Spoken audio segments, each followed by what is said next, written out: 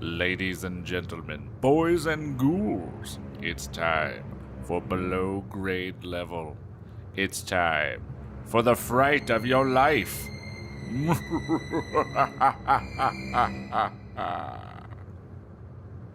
Hello and welcome to Below Grade Level, the show where we take the books that we read as children and read them as adults and ruin them. I'm one of your hosts, Jonathan Eaton. With me as always is Bekah Eaton. Hi. And Chris Zaleski. Hello. It's a Saturday afternoon. We usually do this on a weeknight. How are you guys doing?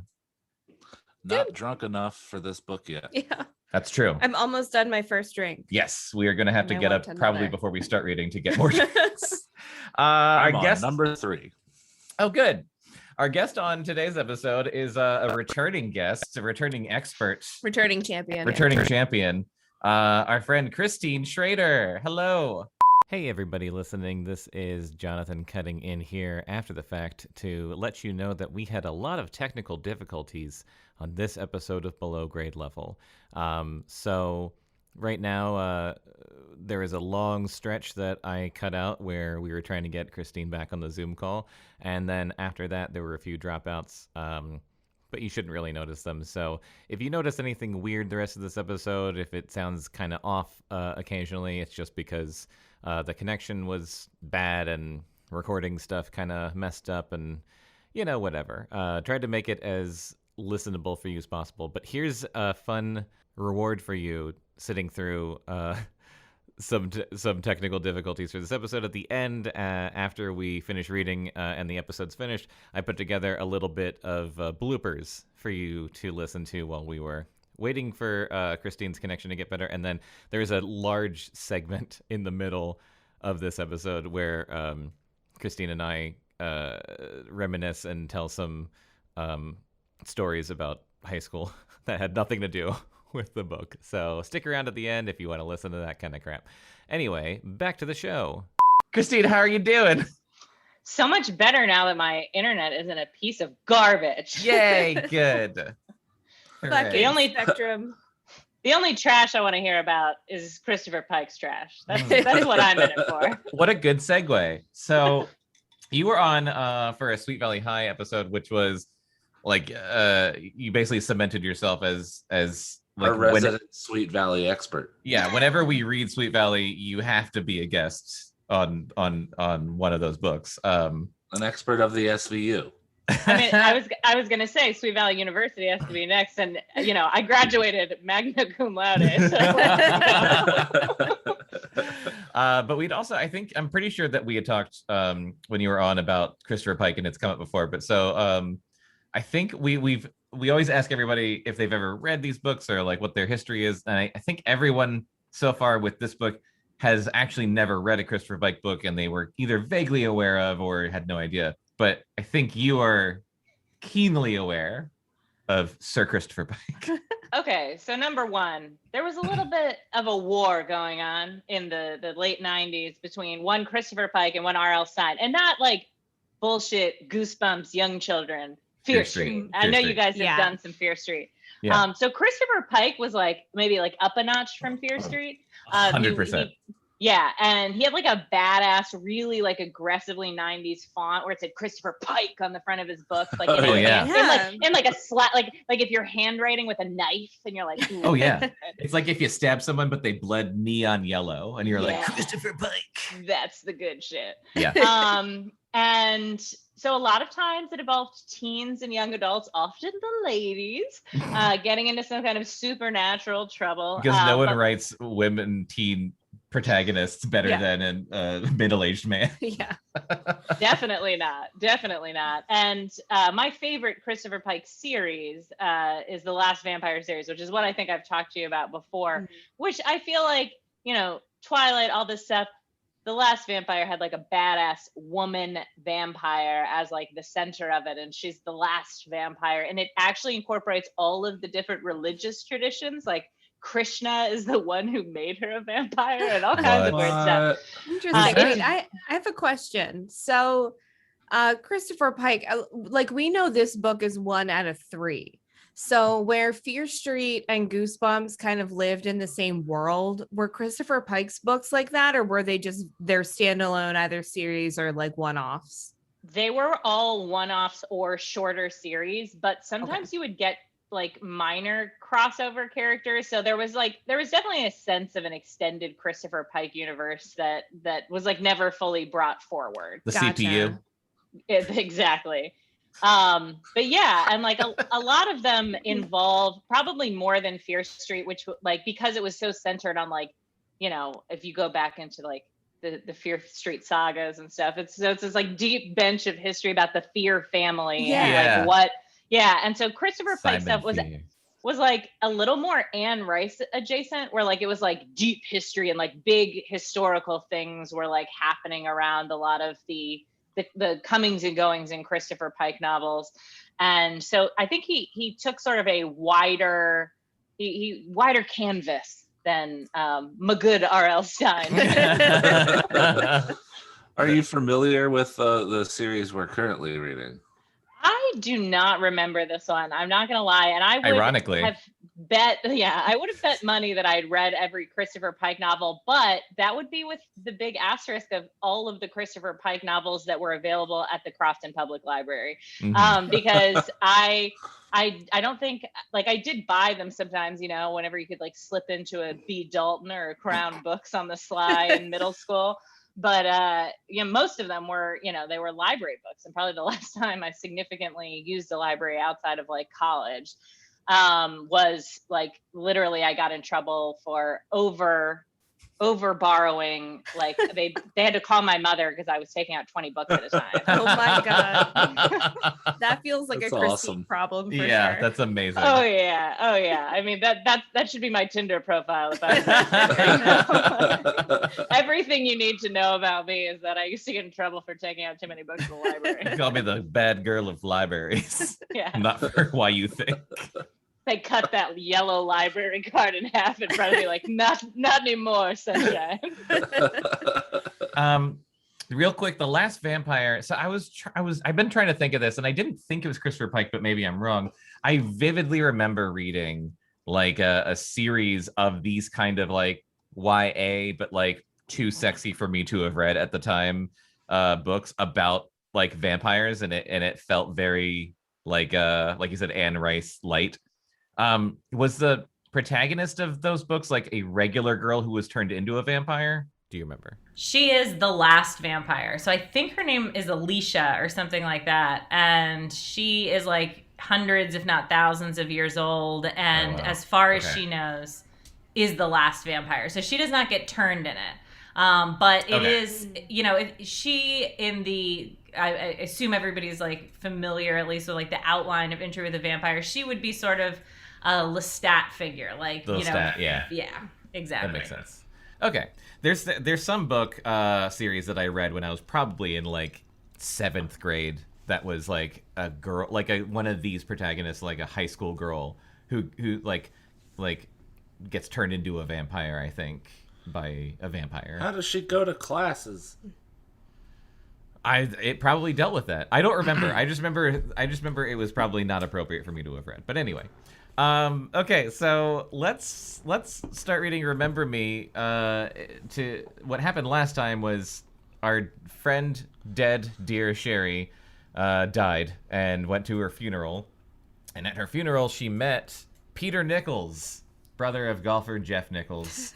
And all-around dead guy. And the thing that we predicted came true, which was that Peter is now her spirit guide and admitted to watching her shower when he was a ghost and she was still alive. Yes. Said her body was fine. Yeah, her only worry was, how did I look? And he's trying to like teach her. he's trying to teach her how to do some ghost stuff, like touch stuff, float and walk through objects. Yeah. But she's not really getting it. No. Canonically, I'm going to think of him as like Tiger Woods' brother, since he's the only golfer I know, and he's sort of a creeper himself. So I like Cheetah Woods, the younger brother of Tiger Woods kind of situation. All right. So this is Remember Me by Christopher Pike, Chapter 10. We took the bus. The ghost bus. The doors opened automatically. Thank God. We didn't have to worry about correct change. I was thankful for small favors. we had to catch a couple of connections to get to my neighborhood. This is so I can see boring. what you mean about the level of detail. It sort of reminds me of the girl with the dragon tattoo. I don't know if you guys like ever actually read those, but like there's a lot of like minutia. No. Yeah, it was like I took a left on Schwarzensorden Street and then I had to take a right on the Jorgenberg. And you're like, Jesus Christ. And like 30 pages later, like they're like, and then I got to the office and something exciting happened. And you're like, very good. Oh my God. I know you broke Chris because he's been watching The Muppet Show and literally was texting us last night about how much he loves Swedish Chef. As a student of humor, I can't even explain why I find that so fucking funny. It's just funny. Well, and like his big weird human hands. That's the best part for me, yeah, honestly. he's like chopping up lettuce and shit. He's got, The hands like are his Frank Oz, and the mouth is Jim Henson, and the voice. Oh, man. And they realized after the fact that they were like, wait, he has human hands. Like, they didn't realize at the time. They didn't do it on purpose? Oh, I love it, though. So weird. They were like, shit, that's weird. Oh, well, better not change it and commit to it for a couple of decades. I love him so much. Okay, we had to catch a couple of connections to get to my neighborhood. The last bus we got on was jammed? Oh, like with people. The last bus we got on was jammed. I stood with several people while Peter sat on a cute blonde's lap. Ew. Pervert, I said. You think sex is dirty? You have a dirty mind. I think sex is fine between two consenting, living adults. Well, that's progressive. What about... I like the qualifier of living. Oh, what about... Is this what you read? What about between two dead adolescents? He asked. I'm pretty sure we did the math. I am positive Peter's like 15. Oh, yeah, because he died a couple years ago, and she's only like She's 18. 19, 18. She is 18, She's yeah. 18. Yeah. So he's probably like 16. Yeah. I just laughed. I didn't believe he was serious. Foreshadowing. Christopher Pike Daniel's really got house. ahead of the Me Too movement here. I feel like this is nice. Yeah. He was like, As long I'm as they going to were break living, it down it's about very what's okay with ghosts. discriminatory against the dead. Daniel's house was closer to the bus stop than my own. I told Peter I wanted to check on my old beau. I legit couldn't remember who that was for a Yes. minute, but that was her boyfriend. Same, yeah. You keep calling him Dan. I feel like they called him Spam more than they called him Dan. Yeah, that's true. A window around the side was open. Peter had to help me up. He didn't need any help. As I turned around inside, he was already heading from the kitchen into the living room. There were voices. Big Beth and Spam. See, they called him Spam again. For the first indie rock album from Big Beth and Spam. It's going to be so good. I do not like Big Beth and Spam. It'll be folk punk. So They were. So Spam is the boyfriend. Her boyfriend's name is Spam. Yeah. And who's Big Beth? Dan. Big Beth is their friend Beth with big breasts, whose birthday party they were at when she died.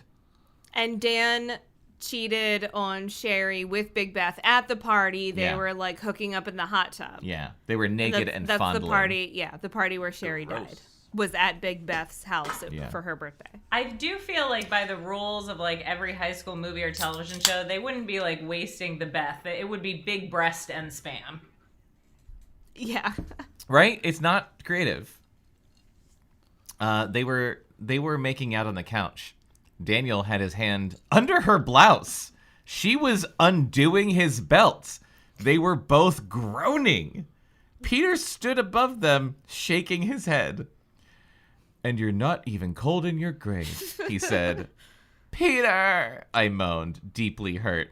He was by my side instantly, because he was a ghost. I'm sorry, that was tactless. He put his arm around my ghost waist. Are you okay? I do think it's funny that the people about to have sex are groaning, but she's moaning Peter's name at him. Like, what's going on there? Also, though, like, they're about to fuck. like they're just standing there like having this conversation. But this is what I mean. Like like, Christopher Pike is not gonna pretend like Sweet Valley High style. Like there's very much like hands off at certain like places, etc. Like Christopher Pike knows teenagers fuck. You know, like. This is why millennials were the way they were. I read these books in like 4th and 5th grade, like this, you know, and like they're like Gen Z kids don't like drink alcohol or do drugs or have sex, and I was like, right, but we were reading about Big Spam grinding into Big Beth while she's undoing his belt at like 9. Yeah. Okay. Of course, we needed a drink. I think at the least we could expect like a disappointing handy. Let's find out. Christine, you didn't know. It was established earlier in the book that Spam prematurely ejaculates. Yeah, he's pretty fast. Yeah. And she's not talking about his car. He was also like really violent and shitty. She didn't seem like a big fan of him to begin with. But... He was very violent. I feel like Bridgerton was based on this book. I guess you guys haven't seen Bridgerton. We haven't watched it. Okay, well, minor spoiler, a key plot point is about ejaculation. So, continue. Fantastic. I think I'm going to be sick. No, you're definitely not going to do that. Let's go in the kitchen. I want to leave. Not yet. This might get interesting. I mean, as far as your case is concerned, come on. What?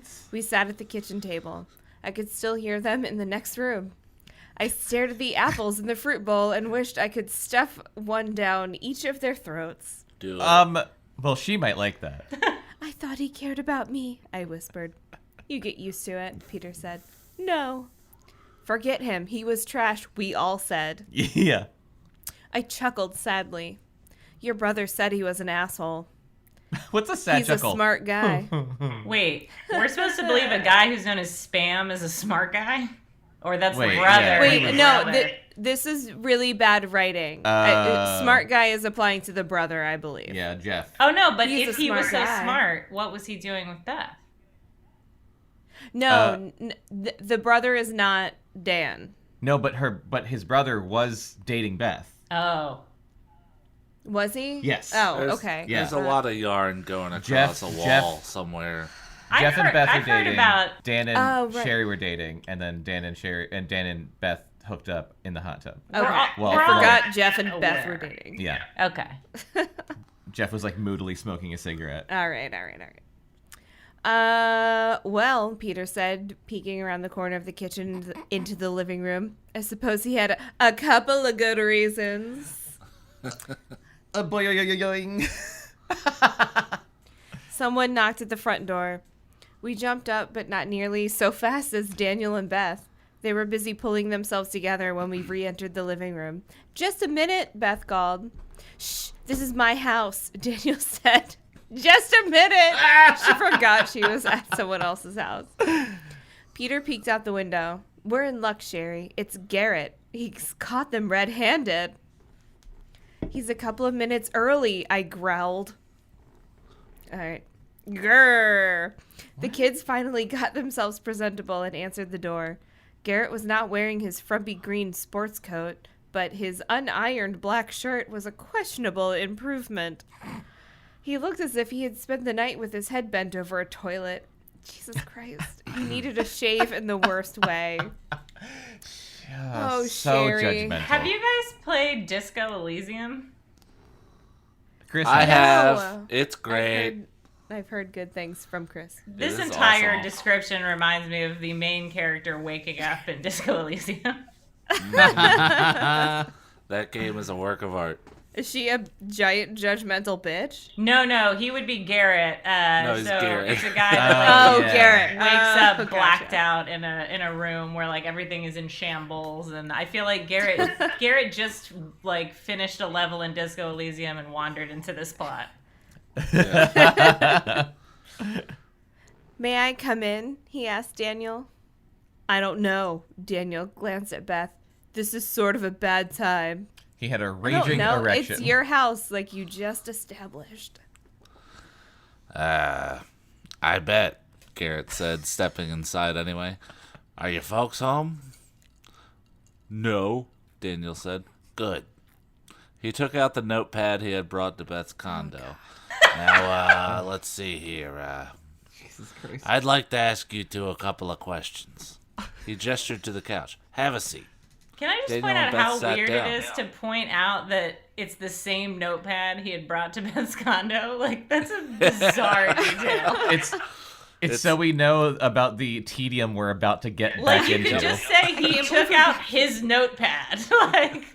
Turns out good police work's boring as shit. He took out a new notepad. It wasn't the same one that he had at Beth's condo. This one had Powerpuff Girls on it. Jim never has a second cup of coffee at home. Daniel and Beth sat down. Garrett pulled up a footstool. Did you go to the funeral? He asked. Yes, Daniel said. It was sad, Beth said. Wait, they went straight from her funeral to fuck. I just realized that. Yeah. They were just at the funeral. It's the same day. They literally went straight from the funeral. The last vampire would understand. Sometimes you gotta fuck. It was sad, Beth said. I don't remember what her voice was. That's fine. They usually are. Garrett coughed as he clicked open his ballpoint pen. Did either of you push Sherry off the balcony? Wow. Daniel gave a ridiculous smile. What? Did you kill your girlfriend? She jumped, Beth said. Did you see her jump? Garrett asked. No, Beth said. I didn't push her, Daniel said. Joe could tell you that. She wouldn't tell me if she stood by and let you push her, Garrett said. Daniel stopped smiling. I don't believe, sir, that we have to answer your questions. You do have the right to remain silent, Garrett agreed. Daniel nodded self-righteously. I know my rights. But that's only if you've been arrested. I'll have to arrest you if you want to remain silent. Is that true? All cops are bastards. All cops are bastards. Well, that's when you become a person of interest. I love this cop, Peter said. Shh, I said, as if they could fucking hear us because we're fucking ghosts. Daniel and Beth exchanged uneasy glances. We didn't kill her, Beth said. What else can we tell you? Was Joe on the balcony before you?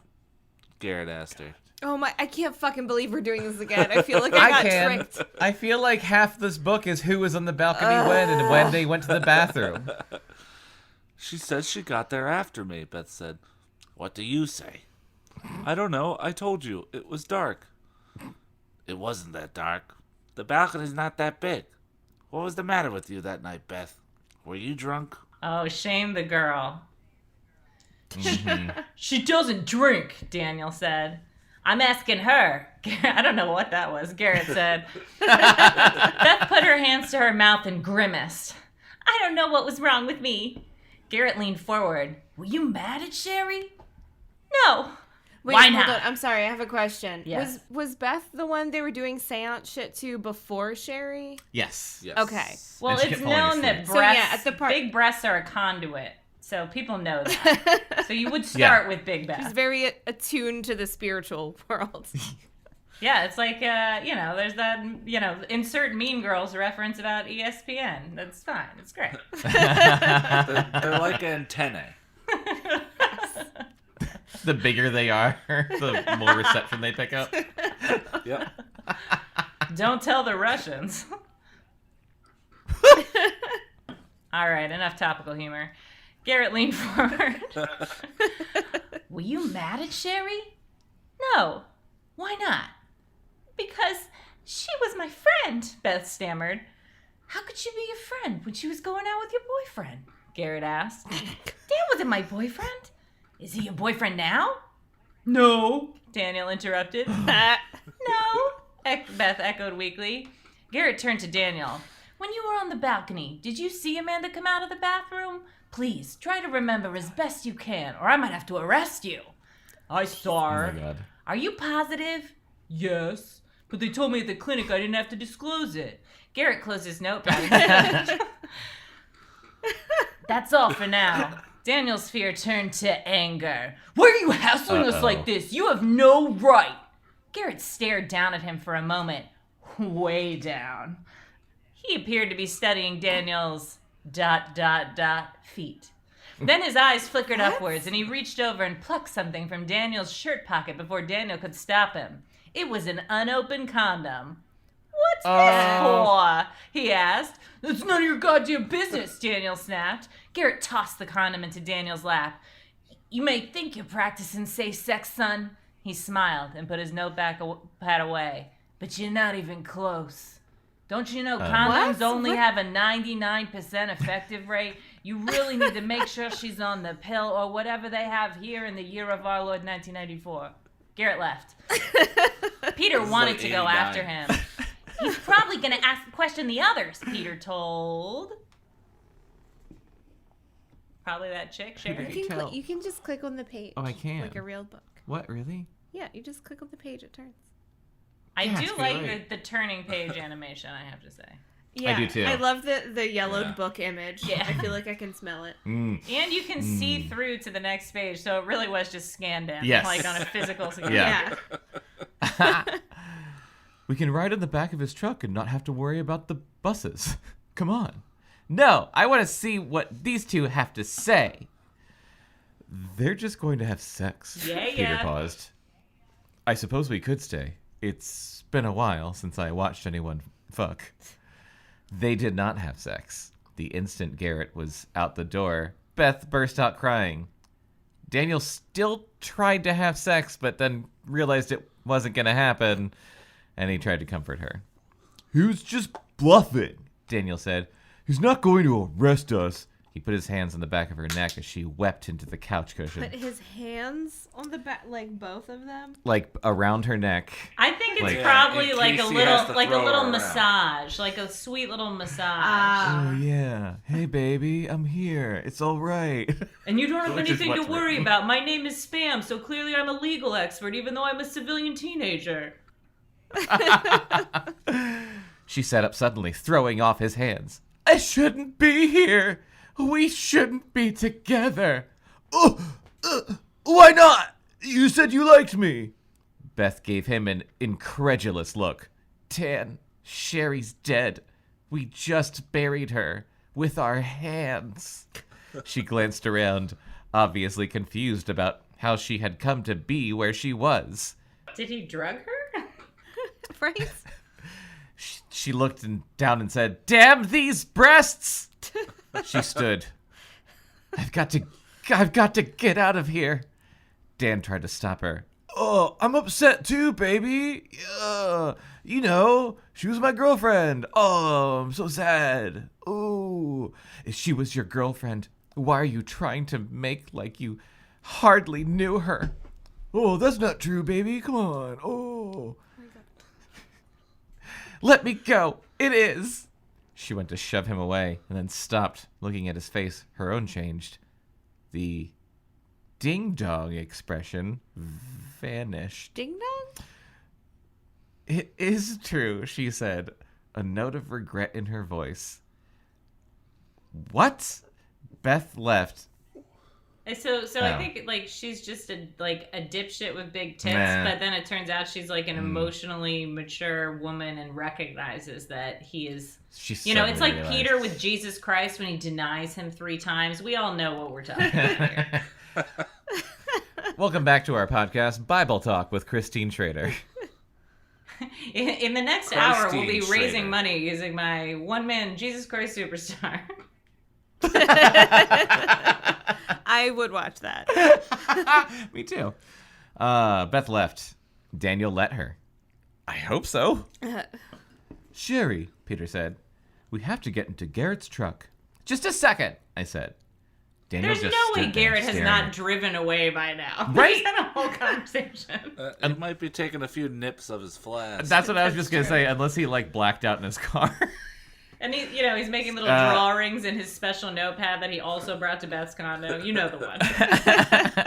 Look, He's I'm just a good drawing cop for Beth's 20 boobs. minutes a day.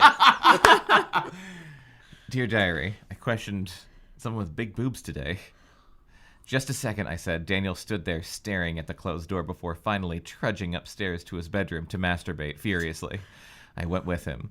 Peter remained behind. Plopping down onto his bed, Daniel opened a drawer in his nightstand and took out a picture of me. Ew, is he gonna masturbate to her in her bridal prom dress? My white prom dress. My corsage was huge. As big as my smile. He had pinned it on me only a couple hours before the picture had been taken. Oh, yeah. Wait, that definitely implies they fucked before that because, like, you put on that corsage for the picture, not hours before. Yeah. He had told me how beautiful I was, and that night he had been beautiful. Sorry, I had trouble reading that because it was insane. Now he looked old. Oh. Sherry, he said, biting his lower lip. I had to move closer. I couldn't believe what I was seeing. They were tears. I might have taken pleasure in them or even wept with him, but he didn't give me the chance. A second later, he hurled my picture against the far wall, breaking the glass. Oh, it's a framed picture. Jesus. That he put in a drawer. Okay. Yeah. Just confirming that. No, but he buried his face in the pillow. What the fuck? Then he buried his face in the pillow, and all I could hear was his heavy breathing.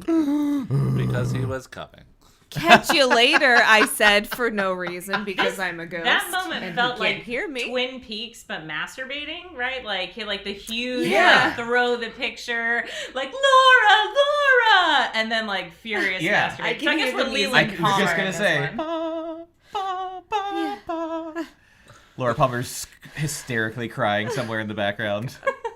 Downstairs, Peter hurried me out the window. Not Laura. We Sarah. hopped into the back of Garrett's truck as he pulled away, heading in the opposite direction from Beth. Garrett did not fail to note Beth's hasty departure. In his handy dandy How notebook. could you know that? This thing's good for everything. Shit, I lost him because I was noting Beth's hasty departure in my notebook I brought to her condo. I heard something break? ? Peter asked. Oh. I heard something break? The picture. But that's not a question. No, it just be has like, a question did I hear mark at the end something of a break? sentence. It is a Yeah. bet. I mean, he's not good at communicating. It was nothing, I said. Garrett went to Jeff Nichols, the golfer's place, next. Peter's old house. I could tell that's where we were headed a couple of blocks before we got there. I had an eye on Peter, but he appeared undisturbed by our destination. I never asked you, I said, what it was like when you died. What do you mean? Did you know you were dead? Oh, yeah, Peter said. I didn't black out like you did. I was on my motorbike one moment with the wind in my face, and the next thing I knew, I was standing on the road beside my body in a huge semi. Jesus. Okay, we didn't know until just now how he died, by the way. But wait, I read that probably because we just were talking about Spam's boner a lot, as I was standing on the side of the road beside my body in a huge semi. With a huge semi, looking at the dead body. Jesus Christ. He shrugged. There's ectoplasm everywhere. There was a lot of blood. I knew Is it was supposed to bleed? It was the truck driver's fault, wasn't it? No. That's what I read in the papers. It was my fault. Really? What happened? I asked. I was careless.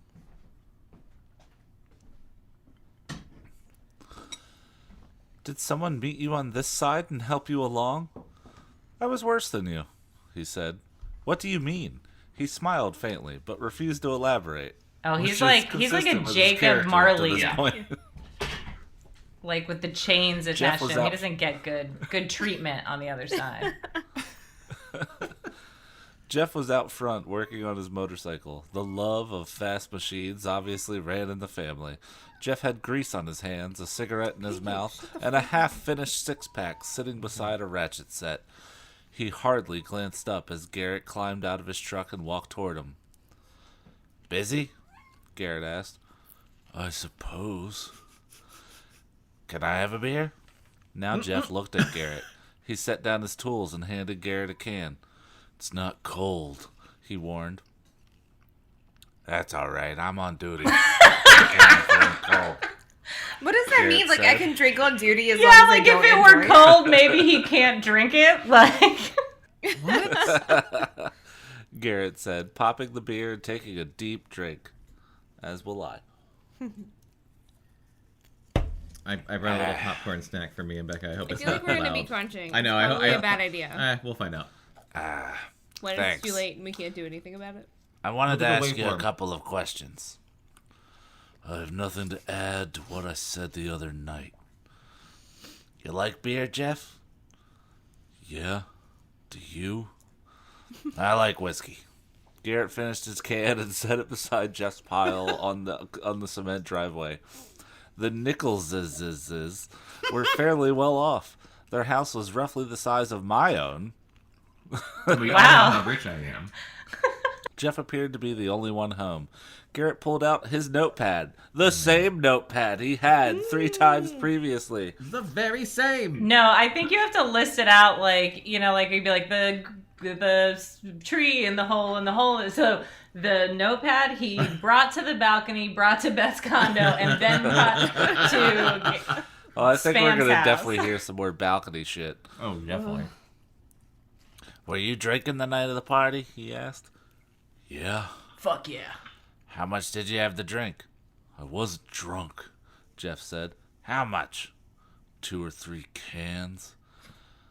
Following the seance, why did you try to go to the bathroom in Beth's bedroom when you had just seen Amanda go in there?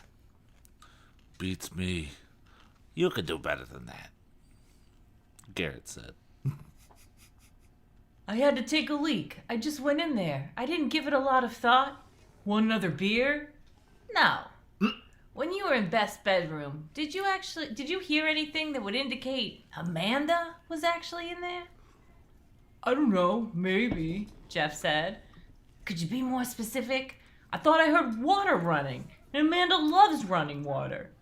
What was your relationship with Sherry? I didn't have one, Jeff said. Weren't you friends? Garrett said. No. Did you dislike her? Not really.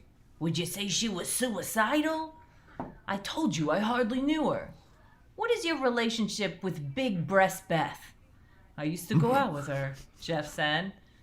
When did you stop going out with her? The night of the party. Why? Garrett asked. It started to get old. What is your relationship with Joanne Fulton? We're friends. Have you ever dated? No, Jeff said. Might you in the future? What? No, that was the wrong voice. No, Jeff said.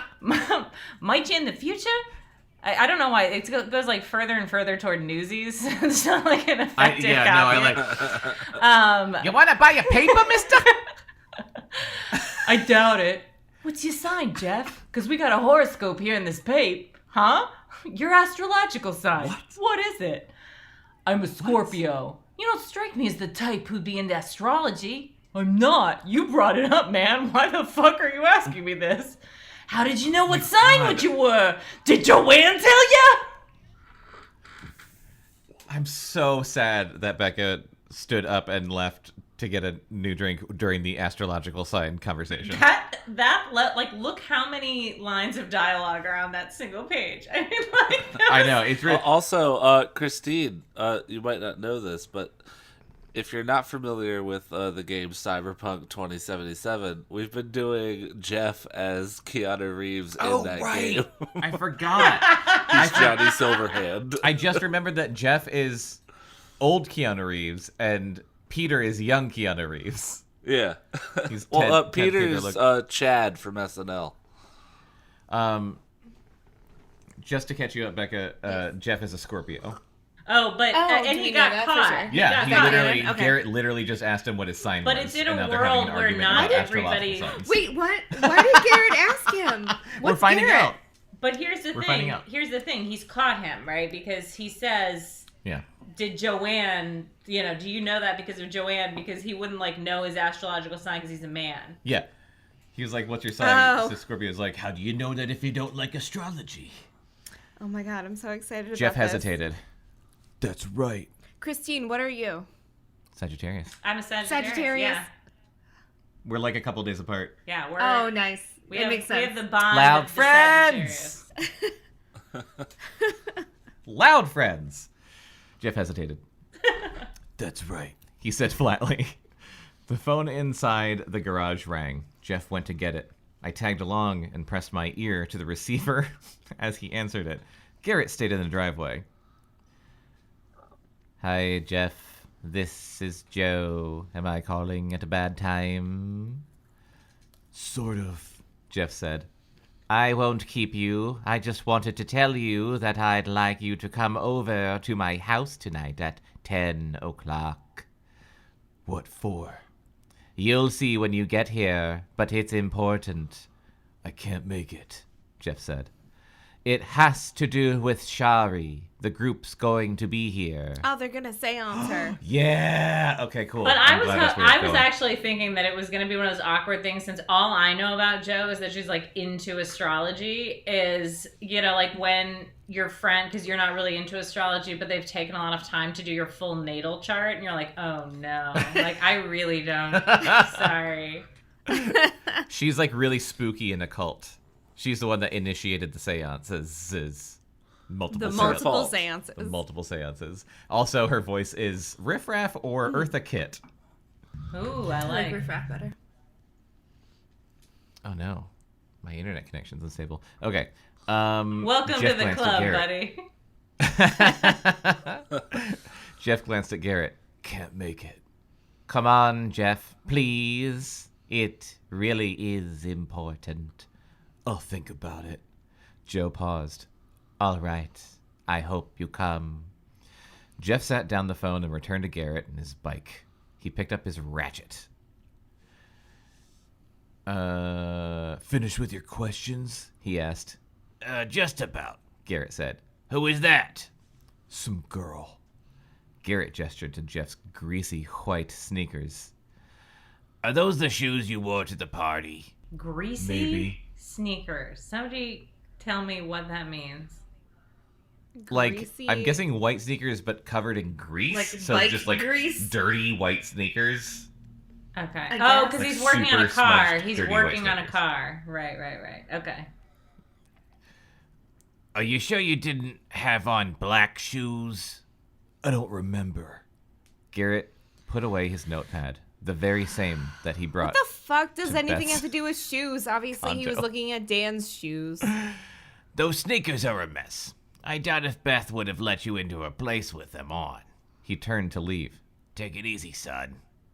You too, Lieutenant. Peter and I climbed into the back of Garrett's truck again. I love that like two ghosts are just like sitting in the back of a pickup truck. Ghost banjo. Garrett started the engine, and we were on our way. It had to be close to 7. The sun was nearing the horizon. I couldn't get over how the breeze was not messing up my ghost hair. Perks of being dead. Who was on the phone? Peter asked. Joe. She wanted Jeff to go over there tonight. She said the gang would be there. It's supposed to be about me. Just like everything good in this world. I feel like you did, like you got me a little too invested in like Joe as Riff Raff. So when she got off the phone, I pictured her like turning around and be like, I remember, and like having the whole range of Transylvania show up. So I'm in my own little world. By the way, I ate a quarter of a weed gummy, where like concurrent with this really boring questioning and greasy white sneakers, Joanne is having a great time at the castle of her choice. We'll have to stop by, Peter said. You bet. What did you think of Jeff? He didn't do it, Sherry. But he was so evasive. That's just the way he is. Oh, shit. Why do you think Garrett asked Jeff about his shoes? I was wondering that myself, Peter said. I soon regretted hitching a ride on the truck. Garrett left our neighborhood and got on the freeway. He headed west toward downtown L.A. Peter told me I could jump off anytime I wanted, but my shin still hurt from the park bench. How does she have any feeling? Like, she doesn't have a nervous system anymore. Because she doesn't know not to. Yeah. To how she was. Because she, like, bumped her shin. She's like, it hurt. And he's like, it only hurt because you think it hurts. And it's like people have a phantom limb, but she has, like, a phantom whole body. Yeah. I will say, again, I've lived in LA for a year now, and all of that has been in quarantine. So he headed west toward downtown LA is, like, farther than I've experienced Los Angeles. So this book is really opening up some new stuff for you. Yeah, I mean, I feel like when people ask me the next time I see new people, like, so how's LA? And instead of being like, I don't know, I'll be like, well, this one time you could head west toward downtown LA. And they'll be like, oh shit. Now you've got some good landmarks to visit when you can leave the house. That's so You can true. visit all the locations of this book. And every time I visit, like, tour. See, look, I'm about to learn about Garrett's liquor store, like, which, you know, I need to know where a liquor store is. That's good information for me. I did just, I don't know if you guys heard, come in, sneak 2 White Claws into the room via text message, so I'm ready to continue with our journey. That's awesome. That's what a partner is for. We got off the freeway in a crummy part of town. It was dark by then. Avoid that, Christine. Garrett stopped at the first liquor store we came to. Where is it, Garrett? Come on! He bought himself a pint of whiskey and drank half of it before he left the parking lot. Jesus I feel Christ! like, I don't know, but I feel like that is not smart alcoholic behavior. No! That's such a small volume of liquor. If you're going to drink that much, it's like buying a can of soda. I would like to see him going into, like, He a should have bought a Walgreens handle. and buying a bunch of cans, like bottles of Scope and chugging those, like you see on Intervention, where, like, the mom is, like, chugging Scope. I feel like that would really tell me the level of alcoholism we're talking about. It's an easy way out to just buy some whiskey and drink it. What is this? Like, that does make sense. That does travel better. And also, Christine, when we were first introduced to him, he was, like, eating a fistful of fucking mints before he went in there, which was a huge bummer. Well, it was confusing because he, like, drank a bunch and then he ate a bunch of mints, but then he drank more. And we're like, he's just first trying of all, to hold it. taste terrible. He's trying to hold it together the best he can. Okay, he has a probably dead daughter. He's the only likable character in this book. Truly, yes. The heavily functioning alcoholic. I think we should get off now, I said as Garrett restarted the truck. I wouldn't worry about him crashing, Peter said. I am worried. I don't want to be late to Joe's get-together. I won't be late. I can always just pop over. Ghost brag. Lucky you. What do you think Garrett's doing in this sleazy part of town? He's probably going to buy drugs, Peter said. For a while, I thought maybe Peter was psychic. Garrett rode several blocks north to Sunset Boulevard, to the bad end of Hollywood, where the porn shops and hookers carved out their existence. Christine, take note. I finally found my hood, I can see. Garrett could have been searching for a pusher. A pusher? I push people. Sorry, another Mean Girls reference. Oh, fuck. He parked on a side street 100 yards off the big boulevard and reached for a pair of binoculars. You know, the one of dreams. Well, no, it says Sunset Boulevard. Let's give him some credit here. But where are the specifics about the porn shop and hooker district? And all I can think of when he says pusher is the John Mulaney thing where he's like, and then I'll push him. Like that person. Push him. Push him. I'm new in town. Sorry, go on. I noticed again the telescopic vision I'd had at the cemetery. What? I was able to follow Garrett's magnified gaze without effort. Okay, I don't remember that, but I was probably drunk at the end of the last episode. Okay, honestly, I don't remember that at all. He was studying a tall, pasty white dude leaning against a streetlight. The guy looked like a threat to young girls everywhere. Fuck. Wow. He had on a tight black... He had on tight black leather pants and an orange Dayglow shirt. Okay. So, instantly, blending in. Christine, tell me. That does not sound like a threat to women. That sounds like a fun dance partner at a club. Yeah, I'm like... This is 1989. That is not a threat. That's the guy you roll up to and you go, hey, do you have a cigarette? I quit, but like, I really want a cigarette. Yes, exactly. A thin gold chain circled his shaved head. Wait, he's wearing the chain on his head? Wait, like a crowd? Yeah. Okay, I changed my mind. I'm not asking that guy for a cigarette. I'm taking that fucking chain because that is a drug good move where I'm like, what is that? I'm taking it. Give it to me. Is that like a head necklace? Holy shit. He wasn't at the party, was he, Sherry? Peter I think asked. I remember this Egyptian god with the circlet on his head at the party. Gold chain on his head? Hardly. What's Garrett doing? Let's wait and see. A half hour later, I began to fret. I could see Garrett's watch through the rear window. It was just past 8:30.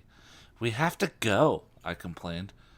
Not yet, Peter said, gesturing to the dude on the corner as Garrett simultaneously leaned forward inside the truck. Someone was approaching. Look at her. Wow. The girl had long, straight black hair and a cute, heart-shaped mouth. Her face was bony. Her dark eyes set deep and wide. Call me when she has a gold chain circling her head. Thin as a rail. Right? We want a gold chain or nothing. Yet her... That's a long way of saying she was tweaking. Yet her dress was conservative, a longish gray skirt and a freshly pressed white blouse.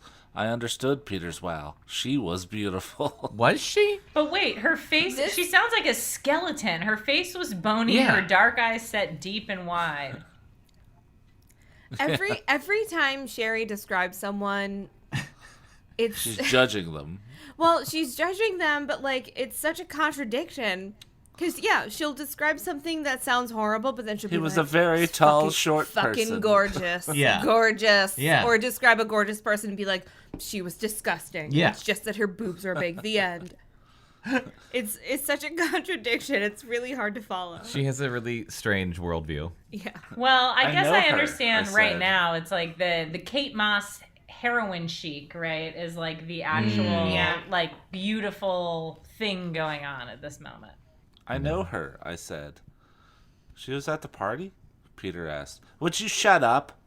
She was several years older, but it was definitely the girl in the picture Garrett carried in his wallet. Oh, no! I cringed as she embraced the slime on the corner. What? The guy. The Dayglow man. Okay. It's not like a blob. Dayglow dude. Head necklace man. What could she be doing with him, I asked. Is he her pimp? Damn, that is a jump to Peter take. said. Wow.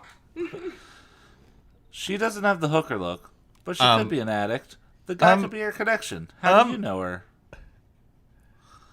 I've seen her before. I hope Garrett invites her for a ride in his truck. I mean, she doesn't have the hooker however, look. Did not make his presence known. He continued to follow the couple until the slime ball kissed the girl on the neck and slipped a plastic baggie holding white powder into her hand. Oh my god. Then Garrett lowered his binoculars and leaned his head back on the seat, reaching for what was left of his bottle.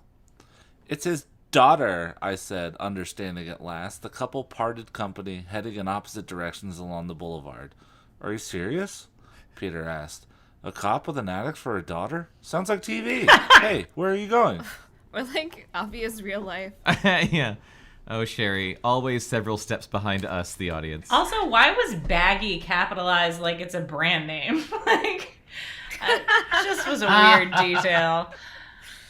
I want to follow her, I said, leaping out of the truck. If you insist, Peter said, catching up with me in the blink of an eye. What? She just wanted to go to Joe's. But, you know, she was very concerned about being late for Joe's, but this could be the detective's daughter that has nothing to do with her story. Right, yeah. But she is beautiful, so you gotta follow a bony skeleton Gaunt wherever and it beautiful. leads. Gaunt and beautiful. The extremely skinny hot girl did not go far before she turned into a discount motel half a block off Sunset. Guess not having that hooker look doesn't get you too far. The place was not only run down, the stuff that clung to its walls was choked with the threads of shadows I had first seen in the hospital. Only these threads were thicker and twisted at sharp angles like a form of astral barbed wire. You know, the movie starring Pamela Anderson. What is that? I asked, pointing. Pain, Peter said. What? Is that what people mean by bad vibes? Most definitely, dude. Can it hurt us? I asked. If we let it. We followed the girls into the lobby. I'm picturing kind of the Stranger Things, like, root system kind of situation. Yeah. Yeah. Like all the gross shit in the Upside Down. Yes. Yeah, and we know Peter's ectoplasmic ejaculate is everywhere too, so that also goes with that. We followed the girl into the lobby. The guy at the desk nodded to her as she strode by. Her room was on the second floor. She opened it with a silver key she took from her black boot. Surprisingly, inside it was fairly neat for a hooker's motel room. The sheets on the bed were clean, and the paint on the walls was a fresh blue. But the threads of darkness were now rope thick. By the way, ropes come in all different kinds of widths, so it's hard to know what that means. I kept thinking they would cut me if I even bumped against them. I didn't know what I hoped to discover. She was in the room less than a minute when she got out the trademark baggie of powder. Or, you know what? Let's do a nod to Nacho for Jonathan. When she got out the baggie, trademark, of powder, a syringe, a spoon, and a rubber tourniquet on the stand beside her bed. It was sickening to watch. She set a portion of the powder into the spoon and mixed it with water. And she pulled out a lighter. I definitely did not read this as a teenager. Teens read this? I mean, like, yeah. Fuck. I mean... I read this. It is much much more intense than Fear Street. Oh wow, it's heroin. So I thought it was going to be cocaine. She's doing heroin. Wow. Yeah, Christopher Pike. Like you don't use that font in jest. Like this is the edgy shit teens, preteens, and those in 4th or 5th grade want out of a novel at this point. No more Babysitter's Club and Hardy Boys, guys. We are in Christopher Pikeville, and it is fucked up. It is. All right, so back to Hookertown in Hollywood. She set a portion of the powder into the spoon and mixed it with water. These are step-by-step instructions of how to fucking use heroin for everyone in the audience. Tell me how to make a bomb with my kitchen ingredients now. Oh my God. Then she pulled out a lighter and ran the flame beneath the solution. I had to turn away a minute later when she steered the needle toward her vein. Why don't we, leave? Peter asked. I nodded weakly. All right. But the girl had closed the door as she came in. I had to go out the window. As I peered into the night with Peter and tried to estimate what the ghost fall to the pavement would do to my supposedly invincible ghost legs, I noticed the girl staring at me with wide, dilated pupils. Hi, I said. I guess we're doing that thing where people on heroin can see ghost people because they're so close to death when they're freebasing. Oh my God. Wait, what the fuck? Hey, she whispered. I jumped so high, I almost hit my head on the ceiling. So close to flying. Peter, she can see me. Yeah, she's like the original version of Superman that could only jump tall buildings. Like the flying hasn't really come into it yet. Oh, God. Yeah, it is exactly what Christine just said. He was not impressed. Sometimes, when the living are in altered states of consciousness, they can glimpse the realm we're in. So if you do heroin, you can see ghosts? Yeah, that's what this book is saying? It's like Soul. You're like entering that plane. That's a trope. That's a trope. Yeah, you see it a lot in movies, like when like a ghost person or whatever like runs past a junkie who can see them. Like a lot of times it's not the main character, but they'll be like, it's you. And they like have some kind of thing. But, you know. Or someone doing this like, yeah. What? That just looked like Scooby-Doo. Well, it's often played for like Scooby-Doo, but... I've always liked the hobo with a bottle that sees something strange and then it's just starts pouring it out. That's what I was thinking. I was thinking of like the Bond movie where his like gondola becomes a fucking car and he drives past the guy in Italy drinking wine and the guy's like, what? I consistently try to scrub that from my memory and you keep bringing it up and putting it back in there. the Roger Moore gondola man with the pigeon wine. Double take, the pigeon double take. It's all coming back to me now, thanks. A pigeon does a double take. Well, Moonraker. One of the better Roger Moore Bond movies. Moonraker doesn't give a shit, and they made it twice. Like, that's how good Moonraker is, okay? They made Moonraker twice. It's that amazing. And I think that if we're discussing like very silly sort of slapstick reactions as, filtered through Aldous Huxley's Doors of Perception, whatever that looks like to us on the other side, I'm dying to know what's happening at Joanne's. Are they still doing the time warp? Have they moved on to another number? Like, I don't know. Okay, so they can glimpse the realm we're in. Are you serious? Why should a drug give someone special powers? This feels like an after-school special. The girl continued to stare at me with her weird, unblinking heroin blue eyes. It is hardly a power, Peter said. At best, drugs can give a peek at where we are. They never give people an insight into the higher realms you would now be enjoying had you followed my advice this morning. They often do the opposite, opening the mind to dark levels, to madness. Dare to keep kids off drugs. I said. Sherry's gonna Sherry. Why? She's stoned. You'll be late to Joe's meeting. Just a sec! I strode to the bed, where the girl now lay stretched out in a heroin daze, her head following me heroinly as I moved. Hi, she said again. She's the heroine of this story. Oh. Listen, I said, sitting beside her. You're blowing it. You're a great-looking girl. Ooh. This is no life for you. Ooh. You're messing up your dad's life as well. He's drinking himself into the grave because of you. He's so screwed up, he can't find the person who murdered me. Wait. You're pretty. Your dad's a drug. Your life revolves around a man, your dad. But also me. And all you're worth is how good you look. This is such... There's so many things wrong. So first of all, she's definitely not blowing it. She's fucking mainlining it. That's the good stuff. You're a great-looking girl. Who cares how hot she is? This is ridiculous. I take offense.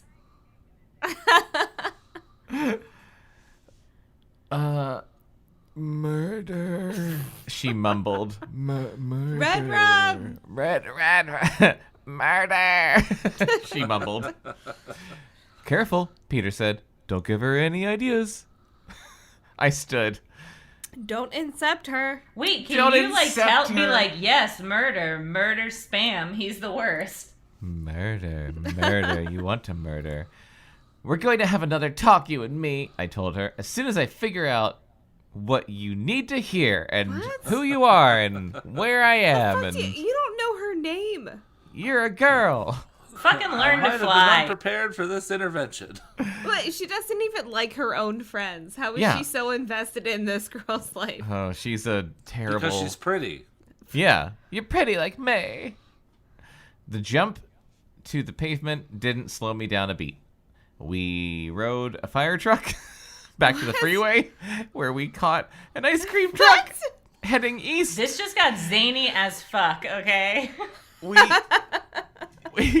didn't... See, I want more details about this. Yeah. Not about also, who went to the bathroom sure when at the party. Spanish Flea has What to did be people playing order the in whole the time, ice cream right? truck? I had a popsicle that looked like a 4th of July. Was it like the Mickey Mouse head that had the gumball nose? Yeah.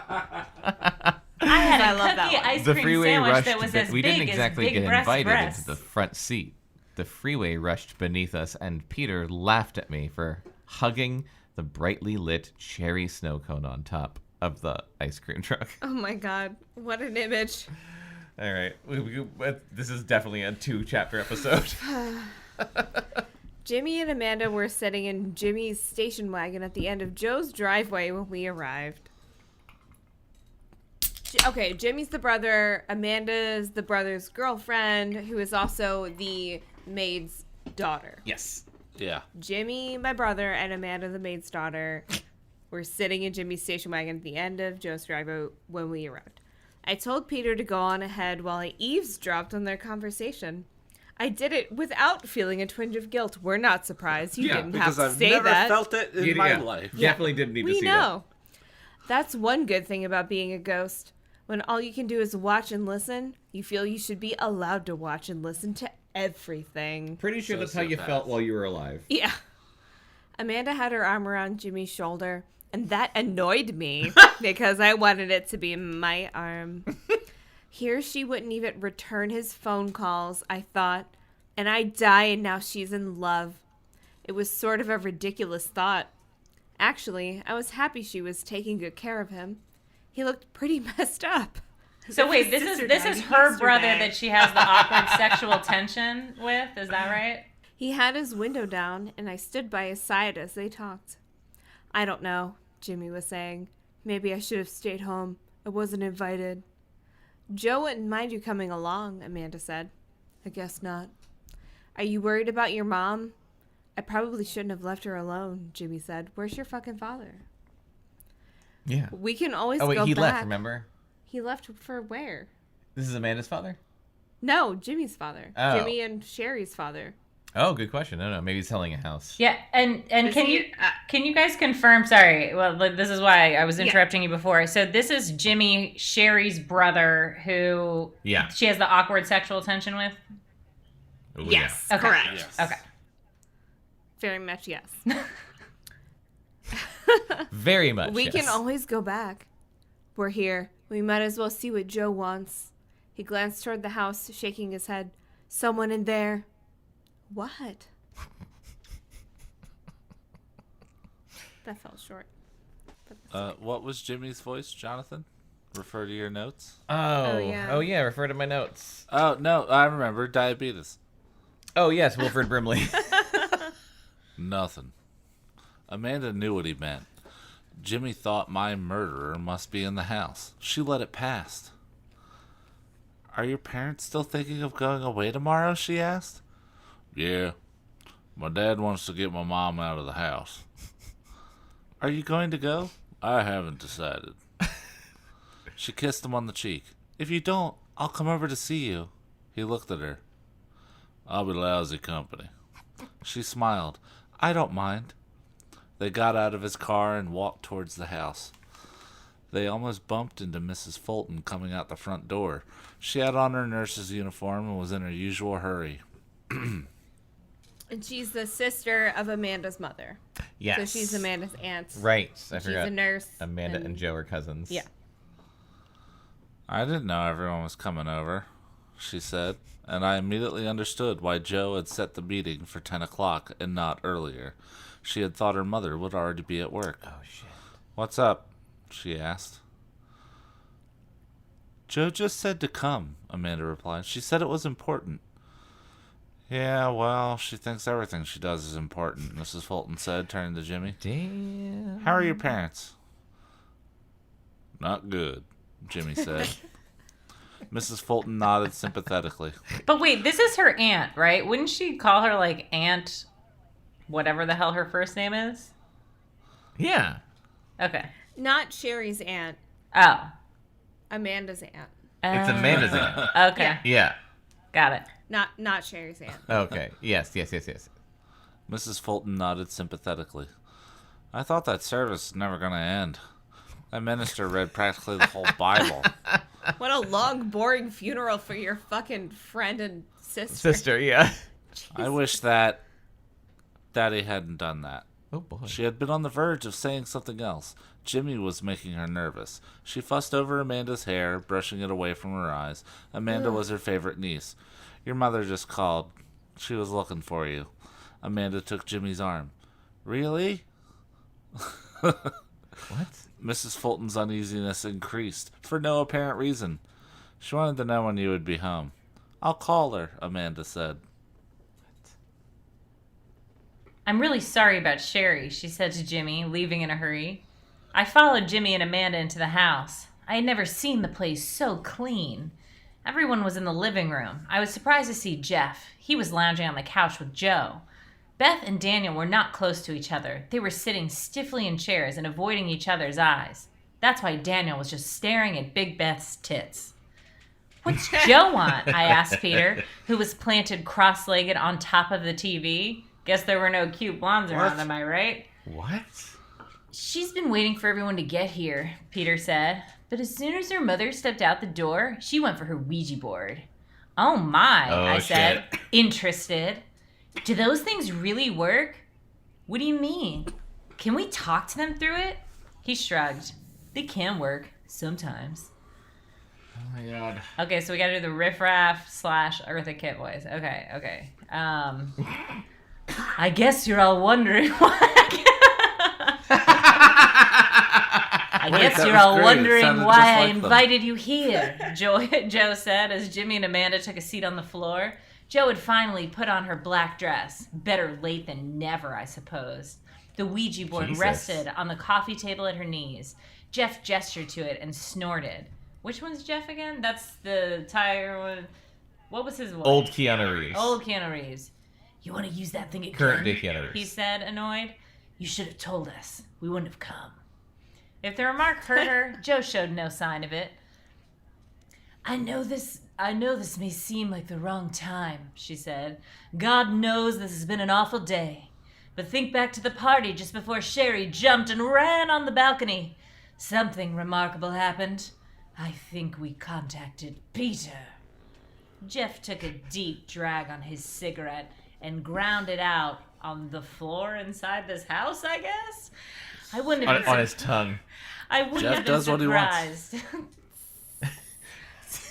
I wouldn't have been surprised to see him leave.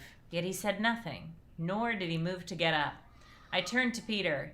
Is that true? I asked. He spoke reluctantly. Yeah. I grabbed him. You used my body to talk to them? Yeah. Oh, Peter killed her. I don't know. I don't know anymore. But that's obscene. You volunteered to act as a channel. But I didn't know it was real. Peter was embarrassed. I know, Sherry, and I'm sorry. I just wanted a chance to talk to my brother. I refused to accept his apology. I was furious with him, and I wasn't even sure why. But I was a hypocrite. I was wondering if it could be done again. It was just Sherry talking, Daniel said. It was more than that, Joe said. I can't be the only one who thinks this way. What do you say, Amanda? I barely knew Peter, she said. How about you, Beth? Joe asked, sounding less sure of herself. That happens when you talk to someone with big boobs, you know? Beth didn't answer immediately. I remembered that Peter used to talk to her frequently, probably out of respect for her big breasts. Do it! What? Out of respect for her big breasts? Well, you know, when somebody with when somebody with big breasts walks into a room, you're like, "Hey, Janet, hello, mistress and madam," and you bow to both. Yeah, you're like, "Hello, hello, you, and hello, you." And you give him a little tip-tappy I will greet all three of you separately. It's only respectful. Like, okay. Like, how big are her boobs, like, for real, though? Like, what size do you think her boobs are? Like, they've talked about them so much. I feel like big boobs would be, like, a major issue in, like, middle school, beginning of high school. When, like, that one girl suddenly has boobs and no one else fucking does. Uh-huh. But they're 19. Yeah. And at that point, you're kind of where you're basically gonna be. I mean, they'll grow a little for a couple years after that, but not much. Yeah. I so think at 19, it doesn't make a lot of sense. I think we're in a situation, though, that, like, to me, the likelihood is Beth is one of those, like, very skinny little girls with boobs that are probably, like, a size D, but because she's, like, little, people are like, her gigantic boobs. Like, her huge tits. Yeah, the technical term is bazoombas. Thank you for clearing that up. Well, Chris. I'm glad to call time on this meeting of the Big Titty Committee. And get back to the story. Okay. Out of respect for her big breasts, there was something in Sherry's voice, Beth said, finally, confused. It gave me goose flesh, which is a thing that teenagers say. Well, it's weird because I've actually seen this come up before, but I feel like he didn't want to use the word goosebumps because of R.L. Stein. Like, he was like, fuck you, I'm not going to do it. Well, like, I've heard goose flesh, but I thought that was something British people say. I was just going to say that was a British thing. We just say goosebumps here. That's what I think of it. Or like in like sort of like ostentatiously period things, like, oh, you've given me goose flesh, Lord, whatever the fuck. Yeah. But you know, my good sir, you've given me goose flesh. You guys all know what it's like to get bitten by a goose. It's just the same as when you get those little prickles. I can't count the number of times I've been goose bitten. Why? Jeff asked sharply, sitting up. It sounded like him, Beth said. I mean, it sounded like Sherry, but also like Peter using Sherry's voice. She's smarter than she looks, I said, scowling at Peter. Because of her boobs. That's like I thought she was stupid because of her giant boobs. I thought she'd sound dumb because her boobs are so huge. So much blood has to go toward those boobs that doesn't go toward her brain. That's how it works. You know Peter best of all, Joe said to Jeff. Did it sound like him? He began to snap at her. He was mad, but he was also confused. He pulled out another cigarette. Classic Keanu.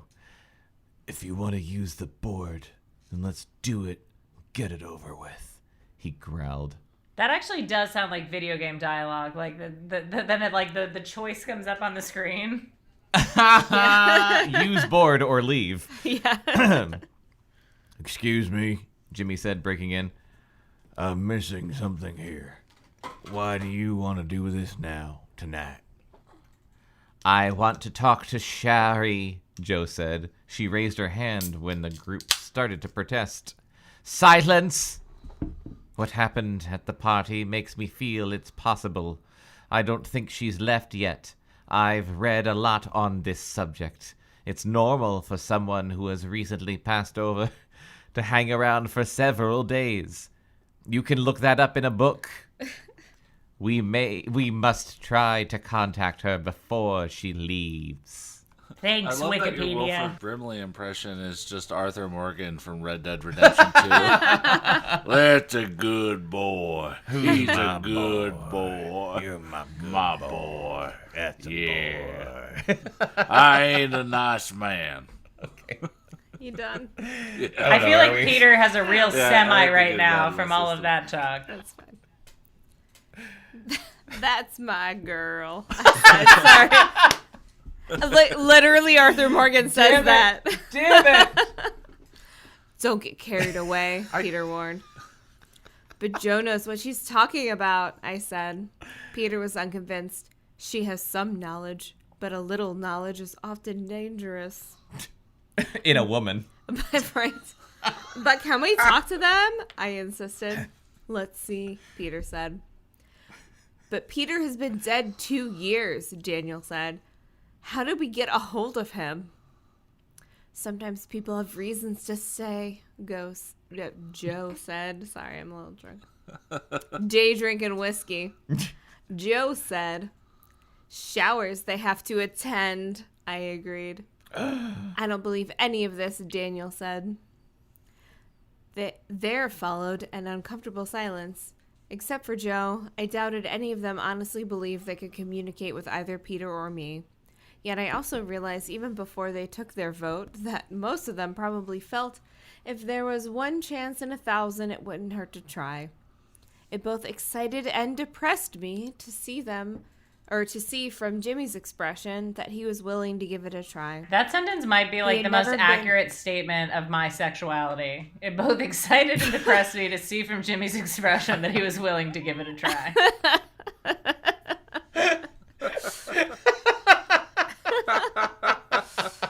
He had never been into such nonsense. Oh, boy. And it didn't matter now that it might not be nonsense. It just hurt to see how desperate he had become, like Christine's sexual partner. Come on, come all. Wilford Brimley's in the house. Joe called for a vote. Daniel was the only one who was opposed. The others went along. He's probably the murderer. Oh, shit. They moved to the kitchen table. Joe lit a candle and turned down the lights, handing Jimmy a paper and a pencil to keep notes. That surprised me, since he had obviously been closer to me than anybody.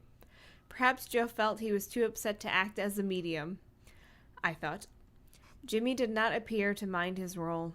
The Ouija board was placed in the center of the table, and Joe instructed everyone to lightly rest the fingertips of one hand on the planchette. Daniel continued to be stubborn. "I'd rather watch," he said. "And I'd rather you joined us," Joe said. Damn. With the same group mind we had at the party. "That same what?" Beth asked. There she is. See, that's the wrong thing, because I think that was like her left breast asking that. Like, the boob is a little dumb, but Beth is clever. That was the smaller breast, and that was chiming in there. "It won't hurt you," Joe said to Daniel. He finally gave in. I strode back to Peter, who was still on top of the TV. What? I'm just very curious, real quick. I just want to see how long this fucking chapter is. Whoa, what is that? I don't know. Oh, God, it's so long. It's very long. Oh, my God. Oh, no. Okay. That's doable. That's doable. There We'd is have an to end in sight. blow through it. But, like, we would have to blow through it to get there today. Yeah, I know. But No to be more honest, commenting. we had so many technical difficulties. I don't think we actually started until like 1. Yeah. That's true. 1 my time. Sorry. Right. So 4. I know. I was like, wait, what? Watch me math in All real right, time. We're blowing through it. Math. We're blowing through it. No comments. Blowing through it, no comments, as much as possible. I'm getting tired of your vagueness, I said. Why don't we see what they come up with in their own before we interfere, he said. They won't come up with anything. How do we interfere? Peter stood. You have to put your hands inside their hands. What? Inside? I can't do that. You could if you really wanted to. Consent Peter goes said. out the window. Come in here, I said, taking him by the arm. The session was already underway. The planchette was coasting wildly over the board beneath their fingers. So poetic. Joe was the only one who had 2 hands on the plastic indicator. Jeff still had a cigarette dangling from his mouth. Classic So Jeff. cool. Super cool. No comments. I make the comments. It's my page. Who's there? Joe asked. Peter and Sherry, I said loudly. The planchette continued to roll in meaningless circles. Who's doing this? Daniel asked. I'm not, Amanda said. You're making it move, Daniel accused Joe. Shh, Beth said. Give it a few minutes, Joe said. She asked again, who's there? The indicator looped over the letters for a minute more before beginning to swing in an arc between yes and no. It was amazing how fast it moved. Is anybody there? Sherry? They'll quit soon if we don't answer, I said to Peter. They'll quit soon if we don't answer, I said to Peter, beginning to panic. Do something. You can do it, if you must, Peter said. Blend your hands in with theirs. If they don't resist, you should be able to steer the indicator where you want. You know, like anything else. Yeah. I can't, I said. You saw what happened when I tried to walk through the bench. If I put my flesh inside theirs, I shuddered at the thought, I might start bleeding. You don't have any blood, Peter said. How long is it going to take this bitch to realize? This is stupid, Daniel remarked. Why aren't you helping me? I pleaded. Peter looked me straight in the face. It's what I've been trying to tell you all along. The dead shouldn't mingle with the living. It only leads to problems. But you mingled, I said in a cold voice. More than once. Why did Beth feel so weird when Joe used the magnet on her? Was it because you merged your legs with hers? Was it because you were inside her? Peter hesitated. Ew, what? Then nodded. You're like very perceptive. I used to think that even when we were both alive. Please answer if you can, Shari, Joe said as the planchette swung back and forth like a dead man at the end of a short rope, because that's something Sherry would say. Then it's true, I said. Yeah, Peter said. It made little sense, but it was only then, when I no longer trusted him and when I ached because of it, that I realized how much he meant to me. Did what you do have anything to do with how I died? I asked so softly that even a ghost might not have heard. Did what you did have anything to do with how I died? I don't think so, Sherry, but I don't really know, because that sentence didn't make any grammatical sense. He lowered his head. I don't know for sure, but I really don't think so. I'm getting a headache, Beth said. Both my boobs are hurting. All of us. We should stop, Daniel said. Do it, I ordered Peter, pointing to the board. I think you owe me. Peter sighed and moved to the table, standing between Joe and Jeff. As he plunged his hands into the others, I felt my guts heat in a sexy way, even though I probably didn't have any of those either. Yet it was fascinating to watch. Faint blue sparks flickered in the places where his fingers moved in and out of the groups. He directed the planchette toward the happy-faced sun in the corner of the board. It followed his direction. Something's happening, Joe said, excited. Who's doing this? Daniel asked. Shut up! Wait, Jeff. Sorry, I thought it was Daniel. Shut up, Jeff said, taking a cigarette from his mouth and grinding it out in the glass tray that held the candle. It was a green candle this time. Oh, God. So important. But on my I don't remember the color of the candle I last don't fucking time. either. But on my side of the mirror, the flame looked more silvery than orange, more like ice than fire. The indicator stopped above the sun. I stepped to Peter's side. Who's there? Spell my name, I told him. I'll try, he said. It's coming, Joe said. S-H-E-R. No! I shouted. God damn it, Peter, it's Sherry with an A. What a Spelled your fucking name wrong. How should I know? Confirms the pronunciation. Mm-hmm. There we go. How should I know? It was on my tombstone, for Christ's sake, I said. Your tombstone isn't up yet. Fuck! In biology, the whole stupid year we were partners, it was written in big block letters on my lab notebook. What's wrong? Jimmy asked, clenching his pencil tightly. It stopped. Joe said. Start over, I said. No, finish it, then spell out your name. We have to concentrate harder, Joe said. Oh, no, Peter said. What? I asked. When they strain, they block me out, Peter said, shifting his hands so that they overlapped as many living fingers as possible. The faint blue sparks... What, living fingers? Yeah. Just like, to you? well, just like his fingers inside their fingers. Oh, that's gross. Just kidding. The faint blue sparks brightened and took on a purple tinge. The planchette began to move again. Something's wrong, he muttered. Are you being blocked? I asked. I don't. Peter began. P-E-T-E-R, Joe spelled out loud. It's working, I said. Peter frowned, started to speak, and then he stopped. What? Peter, Joe said. Is that you? The planchette swung to yes! Is Sherry there? Joe asked. The planchette circled the yes. Joe smiled. I told you guys. We could be making this happen, Jeff said, doubtful. Tell them hello for me, I said, excited. Tell them I'm all right and that I didn't kill myself. This is real, Joe said.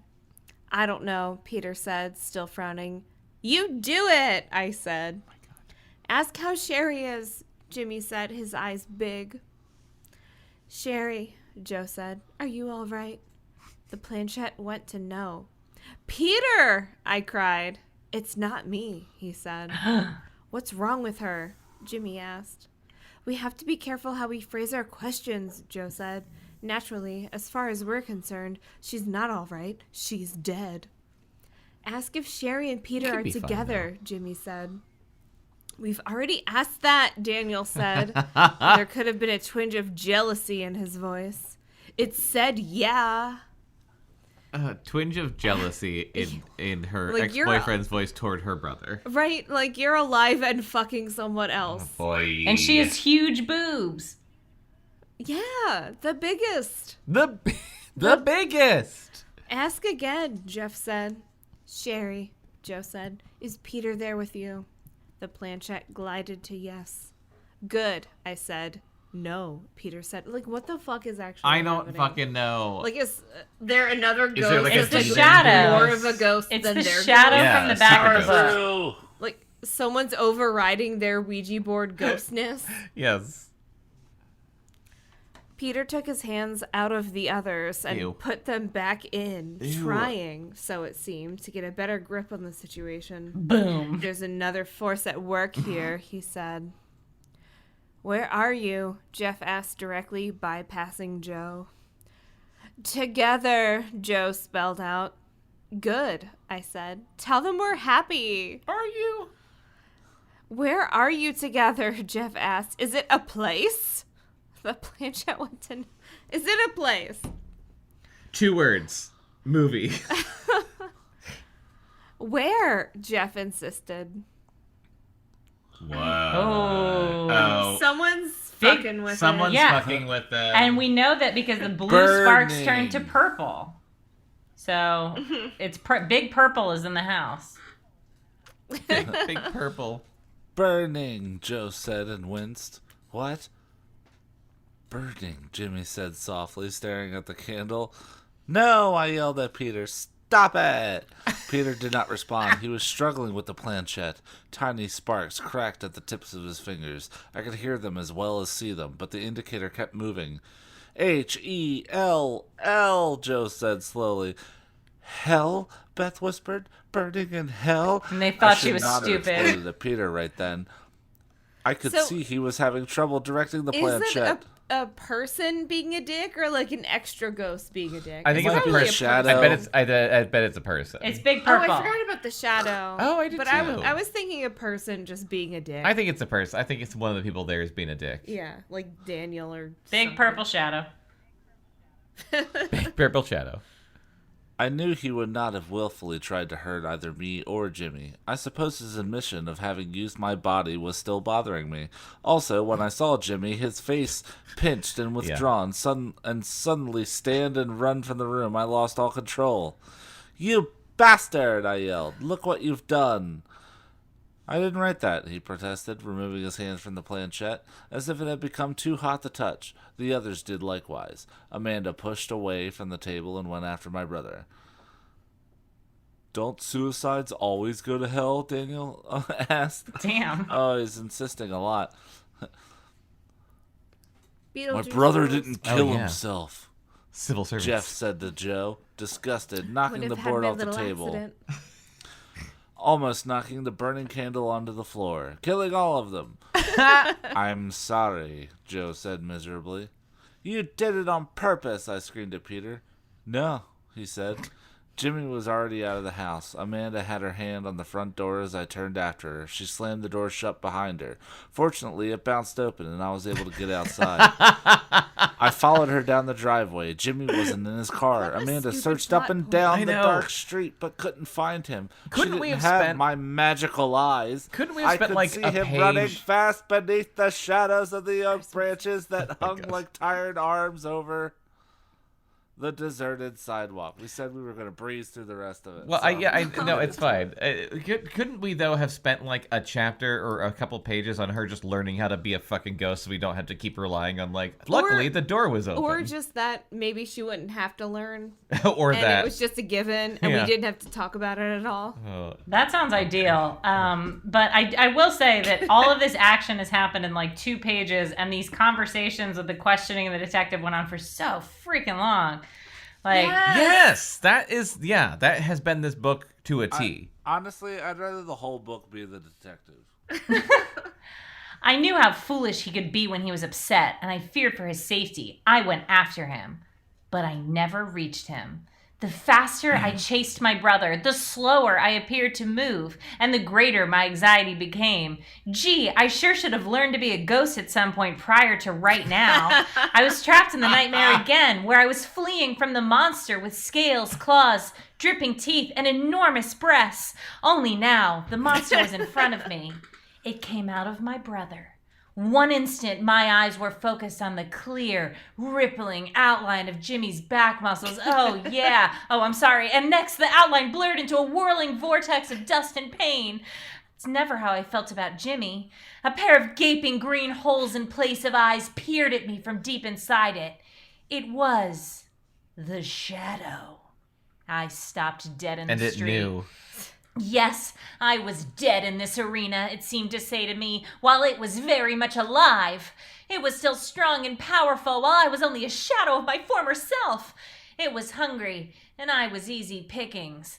But it misunderstood the arrogance of this white girl. I turned to flee and tripped over a mound of unsettled earth that shouldn't have been there. God damn it, I landed in a terrible place. The sidewalk was gone. This must be a gross neighborhood. I was back in a cemetery, my hands buried in the mud that covered my dead body, similar to when Peter's hands were buried in my friend's, and it was sort of weird. I raised my head and glanced over my shoulder to see if my assailant had followed me in my leap through space. But the cemetery was empty. I saw only a rectangular tombstone standing tall, at the foot of a grave that is definitely ripping off something from A Christmas Carol. Shari Ann Cooper. I Peter don't know why just said her tombstone wasn't up. What would it be short for? Sharon? Sherilyn. That's from Twin Sherilyn. Peaks.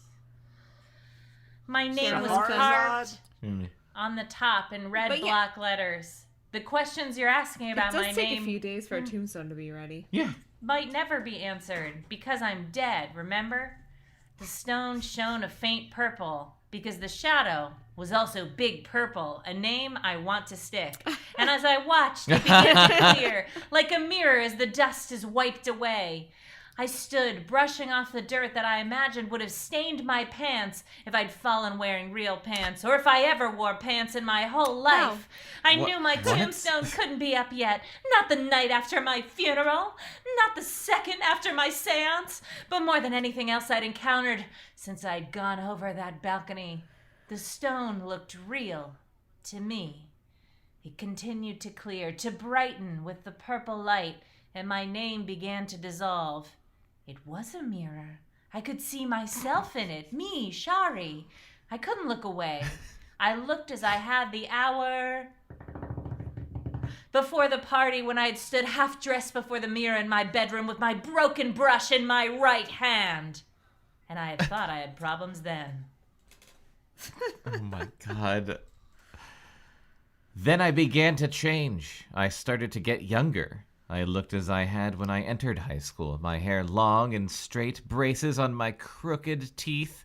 The image held for only a moment. The march back through time continued. Suddenly I was 12 years old, skinny and tan as a deer from a summer of swimming in the Gulf of Mexico at my uncle's home in Mississippi. The deer was swimming? I just have to say two things here. One, there's obviously a before thing that's like a She's All That style makeover movie that happened at some point with this girl. And I'd love to hear it. And the second, they like subtly are like, yeah, and my ancestors totally owned slaves. Anyway. Oh, yeah. Oh, boy. Anyway, I was tan as a deer who swam in a gulf. Then I was only 5 years old and had a joyful gleam in my eyes, and I would lose the following year when I entered school. Jesus. And I started to judge people. Don't you enter school when you're other 4 people or 5? existed. Like that? Why did they keep her out? Was she okay? The years rocketed quickly backwards until I was a healthy pink baby sleeping in a white crib. Here, the picture froze, inviting my inspection. I leaned closer. A hand was entering the scene from the side. It was a big hand with red nails, as long and sharp as claws. It grabbed my infant form. I screamed. It was a trap. The light of the mirror died. What the fuck is going on? The tombstone vanished. The shadow stood in its place. It had a hand out to grab me. I screamed and turned and fled. It's awful. It's the most awful thing. What? I remembered Peter's warning as I ran down the hill from where I had been buried, and my fear was a knife in my heart. Leaping over a tombstone, I tripped on the steep hill and went sprawling, striking my nose hard on the ground. A bolt of pain exploded in my head, my ghost head. The sound of the shadow's slobbering breath filled my ears. I scampered to my feet, my lungs burning, my ghost lungs burning on the ethereal night air. It was getting closer. "Peter!" I cried. "Help me!" He did not appear. I knew I had to get out of the cemetery. If the shadow caught me in this wasteland of memories and grief, I knew it would drag me under the earth and imprison me in my coffin, where I would be forced to watch the rot of my body for the next 100 years. It knew what frightened me most, watching my beautiful body dissolve. Welcome to Christopher Pike Town. This is the real shit here, okay? We're getting it. Raw, unadulterated, just like those people in the bad part of Hollywood like it. I didn't pause to ask myself how we understood each other's minds so well. That explains that. I got as far as the fence that surrounded the cemetery. The black poles and bars that made up the barrier were tall and slippery, crowned at the top with a row of spikes that would have made the most adventurous young lad decide on another place to play. Just like her, you know what. John just made it so bright in here that I can't. I realized it slowly got, super dark. Yeah, that's fine. Turn the lights out. It's fine. I leaped up and caught hold of a narrow bar a few feet above my head. For several seconds, I struggled to pull myself up, my feet thrashing uselessly against the smooth metal. Then I lost my grip and fell into a rose bush, ripe with petals of red and thorns of pain. Petals of red and thorns of pain. They only cut me because my mind let them, Peter would have said, but they cut me nevertheless. Sherry. The word came out like the hiss of a snake as the shadow halted. She gets so poetic sometimes, it's really hard to adjust to. It's like when she's the most frightened, she's like, and now I will recite a poem about why I'm scared. The petals of red and thorns of pain were straight up some 50 Shades of Grey BDSM light shit right there.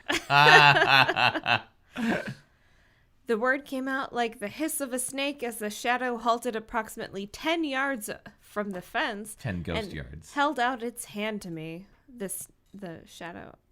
Okay. Sorry. I was thinking snake because she said snake and they don't have She's hands. She's mixing metaphors. I'm confused. Okay. It wasn't an ordinary hand with fingers and a thumb. It didn't even have claws. The hand was more of a force that the shadow wielded to draw me toward it. It was not actually something I saw, more something I sensed. I should have been repulsed, and I was, but I was also drawn to it. Another description of our sexuality. Out of the thorns and took a tentative step in the direction of the dark being. Another appendage appeared out of its other side. Yeah, it did. And the shadow's pull on me grew stronger. Then I looked up into those eyes again, those pale, bottomless green pits into madness, and I retreated, horrified, pressing my back against the metal poles. I told myself that I was a spirit, that I could slip through the fence and vanish on the wind. It didn't work. The poles remained firm against my flesh. The shadow took another step toward me. "Hello," a voice said above me. My head shot up. Peter was relaxing on top of the spikes. "Help me, it's coming!" I shouted. "What?" I gestured to the shadow, which was now less than 15 feet away. Peter stared at it for several seconds without making a move. I wondered if he had frozen in fright and then dismissed the idea. His expression was relaxed, although slightly puzzled, which was standard for him. It was almost as if he couldn't see it. "Hurry!" I cried, holding up my arm. "Of course," he said, suddenly reaching down and gripping my hand. He pulled me up without effort. I didn't wait to be lowered gently onto the other side. I jumped and then ran, not looking back. Peter caught up with me in the park across the street, where he had tried to teach me to fly. Callback. I was a trembling wreck by then, but I was still running. "Sherry," he said, trying to stop me. "We've got to keep going," I said, shaking him off. "It's gone. We've got to get out of here." "Sherry," he grabbed me. "It's gone." I glanced back toward the cemetery. There was nothing, not as far as I could see. "Are you sure?" "Yes. It's all right. You're safe." "Oh, Peter," I moaned, collapsing against his chest. He led me to the same bench we had sat on before. I don't know how long we sat there with me shivering in his arms. I couldn't get a grip on my fear, and I think it was because I didn't know what was causing it. There was the shadow, of course. But what was the shadow? Peter had called it a devil, but only because I had suggested the word. Why had he chosen the name he had? I wanted to ask, but was afraid of the answer I would get. It seemed to know my thoughts, I remembered, and vice versa. A shadow that no sun had ever cast. I didn't want to know whose shadow it was. Peter was talking about escaping into the light again. "When you least expect it, Sherry, it will come after you. You've got to give up trying to find your murderer. You've got to go on. You don't know what you're risking. It's more than your life now." So we're back where we were last fucking Yeah, chapter. literally last episode. Not last chapter, last episode. Yes. I raised my head and looked around the park. There wasn't a soul around, not a sound in the air. Same location, same conversation. Yep. But now the shadow's in the house. That's fun. I wish I could say I felt at peace. "You saw Jimmy's face as he ran out the room," I said. "I didn't tell him that we were burning in." "I know," I interrupted quietly. "I shouldn't have said what I did. Can you forgive me?" "Sure." He was so neat. "But Peter, what happened? What went wrong?" He shook his head. What the? I don't know. He's not neat. He is infuriating. He's so neat. I don't know. He's infuriating. I'm so Every neat. time she asks him something, he's like, "I don't know." I'm super neat, Jonathan. Why don't you shut the fuck up? My name's Peter, and I'm neat. You can call me Neater if you want. Okay? It started out all right, but then the indicator just went out of control. You mentioned that there seemed to be another force at work. Could there have been another spirit in the room that we were unaware of, like besides Beth's weird sentient giant breasts? I doubt it. But is it possible? I asked. Like, yeah? Is it also possible that a member of the group was purposely manipulating the indicator? He had thought of that, of course. He was no dummy. In fact, he was super neat. But he didn't want me to encourage any line of reasoning that would make me continue my investigation. After all, we've just run 50 pages of dialogue with a detective who's running another investigation.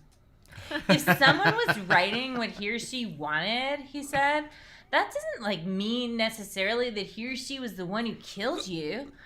But to spell what they did, that person would have to hate me.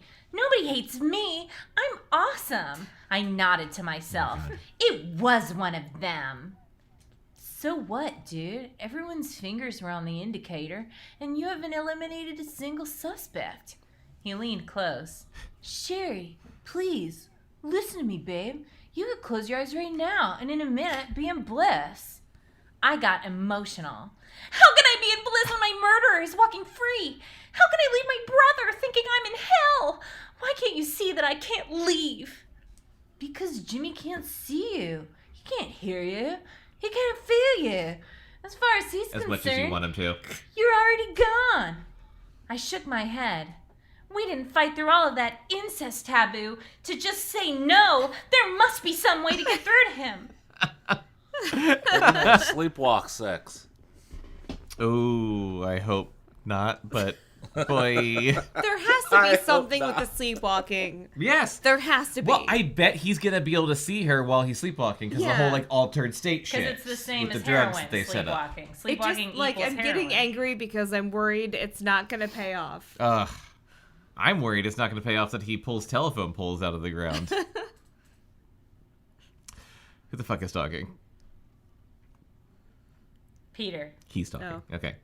Peter. There isn't. But what if we found a psychic? Could we communicate with one of them? No. They can't all be phonies, are they? He sighed. Sherry, I'm getting so fucking tired of telling you all of this shit. There are people who can tap into our realm without the aid of drugs. There are even some alive on the earth today whose minds can reach the infinite. But those people are rare. They are not found at your local psychic fairs reading palms. As a rule, they never display their powers. Dare to keep kids open-minded. Oh, God. But if these people are so enlightened, wouldn't they want to help me, the most enlightened person in the world? They would help you by instructing you to listen to me and leave the problem of the living to the living. Jimmy is alive, Sherry, and your death, terrible as it was, is simply something that he has to go through in his life. Peter paused, his eyes raised to the sky, to the many-colored stars and pulsating nebulas that Sounds the hot. living would never see. Jeff had to go through the same thing. It must have been terrible for him, I said, thinking how terrible it had been for me when Peter had died. But Jeff is Peter's brother, and you were an acquaintance. Yeah, it was definitely at least as bad for Jeff as it was for me, his brother. Indeed, with his next question, I could have told him exactly how difficult it had been. I don't know why I didn't. Did anyone close to you ever die? He asked. My Aunt Clara. She was my father's sister. She helped raise me. I smiled at the memory. When I was a kid, I saw more of her than I did my mom. She was... Oh no, borrow again! Borrow again! Borrow. Clara is definitely a witchy name. It is. My Aunt Clara, the witch. When I was a kid, I saw more of her than I did my mom. She was crazy, but such a sweetheart. She used to feed me a diet of soda and cookies, trying to fatten me up so she could cook me. This is what she used to always joke about. It was so funny. She had a gingerbread house that she lived in. I didn't think much of it. She figured that's what kids liked best. Then it must be good for them. Oh, they locked her away later. I stopped smiling. I was 14 when she died. She got cancer. One day, she was fine, and the next, I gestured helplessly, 2 German kids were burning her down in the middle of the woods. Because she turned into a crab. What? Cancer. Oh. Back to astrology. Interesting observation for someone who doesn't know astrology. It went right through her body like poison. The cancer did. The cancer ripped right through her. Ripped right through her, just like cancer. Right through her body. You must have missed her an awful lot. Was he trying to tell me I could see her if I would go into the light? Yeah, that's kind of what it seems like. I might have asked if the big idea hadn't hit me a few seconds later. Big idea, in parentheses, and capital letters. Oh my God. That's strange you should say that, I began. I didn't, not really. I don't know why. It might have been because of these dreams I started to have of her not long after she died, where she would talk to me and tell me she was... My voice didn't just trail off. It got caught in my throat. Then it exploded. Peter! Sorry. It's fine. No, it was great. I startled him. What's wrong? That's it. What's it? My aunt used to talk to me in my dreams. Oh. I can talk to Jimmy and him. In his dreams. Because he has those crazy brown balloon dreams. Yes. Oh, yeah. He had a dream about a brown balloon. He had a dream about a brown balloon. Disgusting sounding. I jumped up. Let's get back to my place. How? I don't care how. We'll take another fire engine if we have to. No. How are you going to get inside his dreams? I sat back down. I don't suppose there's a book lying around that I could read on the subject, like you would read that book. The autobiography of Freddy Krueger. Read books about this. If there is, I haven't seen it, he said. I studied him. What the fuck does he Have know you everything? done it? God damn it. Done what? Don't play dumb, and please tell me the truth. Please. He took a breath, which had to be an act of desperation for a dead person. What? Yes. What? Did it work? Sort of, he said. Come on. Were you able to get through when you did it? Did Jeff strike you as someone I had gotten through to? Oh, burn. No, I said, disappointed. Why didn't it work? Because he's a dick. Because people have to be asleep for you to get into their dreams. And when they're asleep, they're asleep. They don't know what's going on. Worse, they forget almost everything you tell them the instant they wake up. Okay, not me, because I have dreams about dead relatives a lot, and I feel like that shit fucks with me. You just had one. I've had a couple within the last couple weeks. What are they trying to tell you? I don't fucking know. They won't just tell me. You should study astrology. They have to tell me something, and then they won't tell me what it is. It's fucked up, Is it like they just want to have like some tea with you, or? No, it's like I want to tell you something, and then it's me freaking out, and then it's me waking up before I hear the thing. That sounds like an anxiety dream.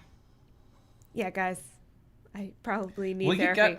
You should probably just like let them tell you in your dream. I'm asleep. I can't. It's not her fault, Jonathan. I'm freaking the fuck out. It's rough. That's a rough thing Here's to the hear. thing, Jonathan. To quote one of the great thinkers of our time, because people have to be asleep for you to get into their dreams, and when they're asleep, they don't know what's going on. Worse, they forget almost everything you tell them the instant they wake up. You know, that famous quote from Wittgenstein.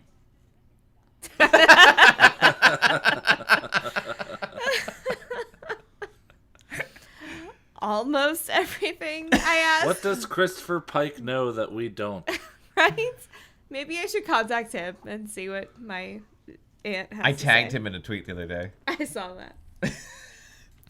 Almost everything. We're gonna get sued. I asked, grasping at straws. You can't get sued for tagging someone. Oh my god, the last page Here's finally the thing. of this chapter. Chris, we're not gonna get sued because his account hasn't tweeted since 2013. He's probably when I been looked up sucked the hashtag, into another dimension. Like, let him be, man. When I looked up hashtag Christopher Pike, it was all Star Trek Discovery shit. Oh, I'm so excited for that show. It's gonna be great. All right, Chris, take us home. All right. He nodded reluctantly. You saw with your aunt that you can sometimes remember certain things. You think she was really talking to me? That's amazing. Hold on. That's amazing. Someone in your position shouldn't be amazed by anything. you can't even fucking How do you fly. get into a dream, I asked. He stood. It's not hard. You'll figure it out, if you must. He checked his watch. Isn't that which his he had job? Right? It's Like, like as Ghost a Guide. ghost. Yeah, what's your deal? I really want him, and maybe it's just because I rewatched Clueless recently, to say to her, "You're a virgin who can't fly." That would make me. That's awesome. I hadn't noticed before that he was wearing one. It blew my mind that it worked. I mean, where did he buy batteries? Wait, I have to go. A he said. watch. A watch. A ghost watch? Yeah. A gwatch? I have to go, he said. I scurried to my feet. Like a crab. I'm sorry, of all the questions you could ask of Ghost Man and like what kind of celestial ass time he has on his watch, you're like, where do you buy batteries? Where do you pay taxes when you're a ghost? How do you register a new like post office address when you're dead? Like, these are the most terrible questions. Do you have a ghost social security number? I feel like we've been characterizing him wrong. It isn't so much that he's not helpful. It's just that she's terrible, and he's just like, when are you going to get it that, like, you're dead? No, he's not helpful, though, also. I mean, you're correct, but also he has not been But helpful. also, like, if you were dead and you had to help her, wouldn't you be like, you're fucking dead, Sherry? You can fly. Honestly, you don't have to bump your shit into benches. Yeah. Who gives a shit who killed you? You're dead. You could go to heaven right now if you just shut the fuck up. Let me leave you. Wouldn't you feel the same? If I was him, I would fuck with her way more. If I was him, I would just be like, yeah, you can walk through that bench, and then she'd bump her shins. I'd be like, you dumb bitch. But we need him to either be like Morpheus and like really like dedicated to showing her what the fuck to do, or like a tough love dude who's like kicking her off the side of the building, like, you're gonna keep hurting yourself till you fucking fly. Like, that's how it's gonna go. But yeah, that's the problem. Exactly is that how I'd do it. He's neither. He like falls in the middle with this whole bullshit of like, well, you could fly if you tried. And she's like, how do I fly? And he's like, I can't tell you. Like, it's really fucking frustrating. Yeah. Like, all he's doing is saying yes and no constantly to everything. Right. Well, it's probably kind of fun to watch her climb in and out of these windows and rush for the back of cars and blah, blah, blah. Yeah. And he's just like, zip, zip, Like zip. when someone's like getting in a car, watching her try to like sidle in like before they can close the door. Well, I do think That it's would be funny. They fun, had yeah. to make the detective have like a pickup truck because like what? He's like in a station wagon. You can't get in there. Like, it's not gonna happen for you. Unless it has a roof rack and then something to hold on Just to. clutch onto it, yeah. All right, I scurried to my feet. Like a crab. Scurried is still as much as funny to me as it was before. Where to? Aren't you going to come with me? I can't. Why not? I demanded. Finding out who killed you is one thing, but I'm not supposed to help you try to communicate with the living. It's against the rules. Whose rules? God's? Mine, he said. He helped me at the seance. And see where that got the two of us? He began to walk away. Catch you later. Don't get lost in anybody's nightmare. Oh boy. Peter! I don't remember blinking. I don't think ghosts do blink. Just the same, he was gone.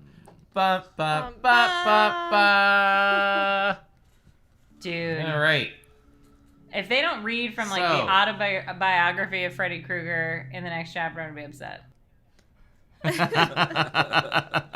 Oh my god. We have a lot of this book left. I know. We are more than halfway through, though. We're on page So many 154 out of 230. We are more than yeah. We're getting there.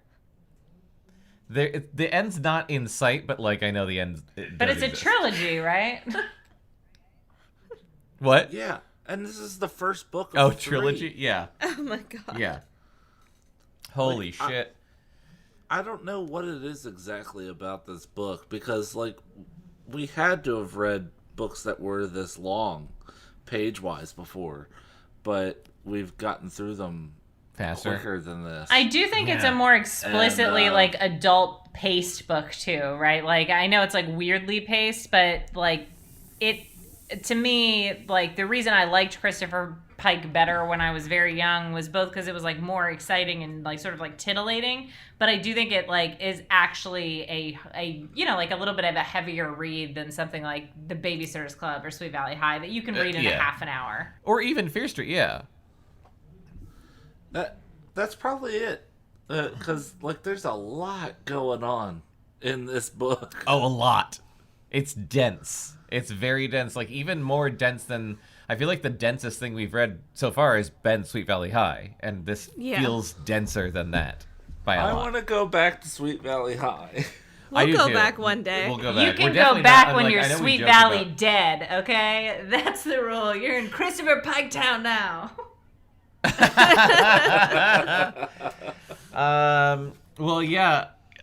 Christine, thank you for being on this episode. What did you think? Oh, I loved it. I can't wait to find out what happens at the end. So I'll definitely be tuning in for the rest of this book and the many, many hours of reading it will take to get to the end. And thank you for persevering through a lot of technical issues that were all entirely on my side. So I appreciate that. We'll figure it out one day. You know, if I were a ghost, I would just beam over there because I would have learned to fly. I'm not an asshole. I would just beam over there. We'd get it done. And I would be a ghost version of Garrett the detective, drinking the whiskey with you guys and cheersing with you. So hopefully in person at some point. Is it still sunny where you were? It's always sunny here in not Philadelphia. But Yeah. that's why y'all got to It's come visit. You 6:07 got to do here, a West and Coast fuck edition. You for that. Yep.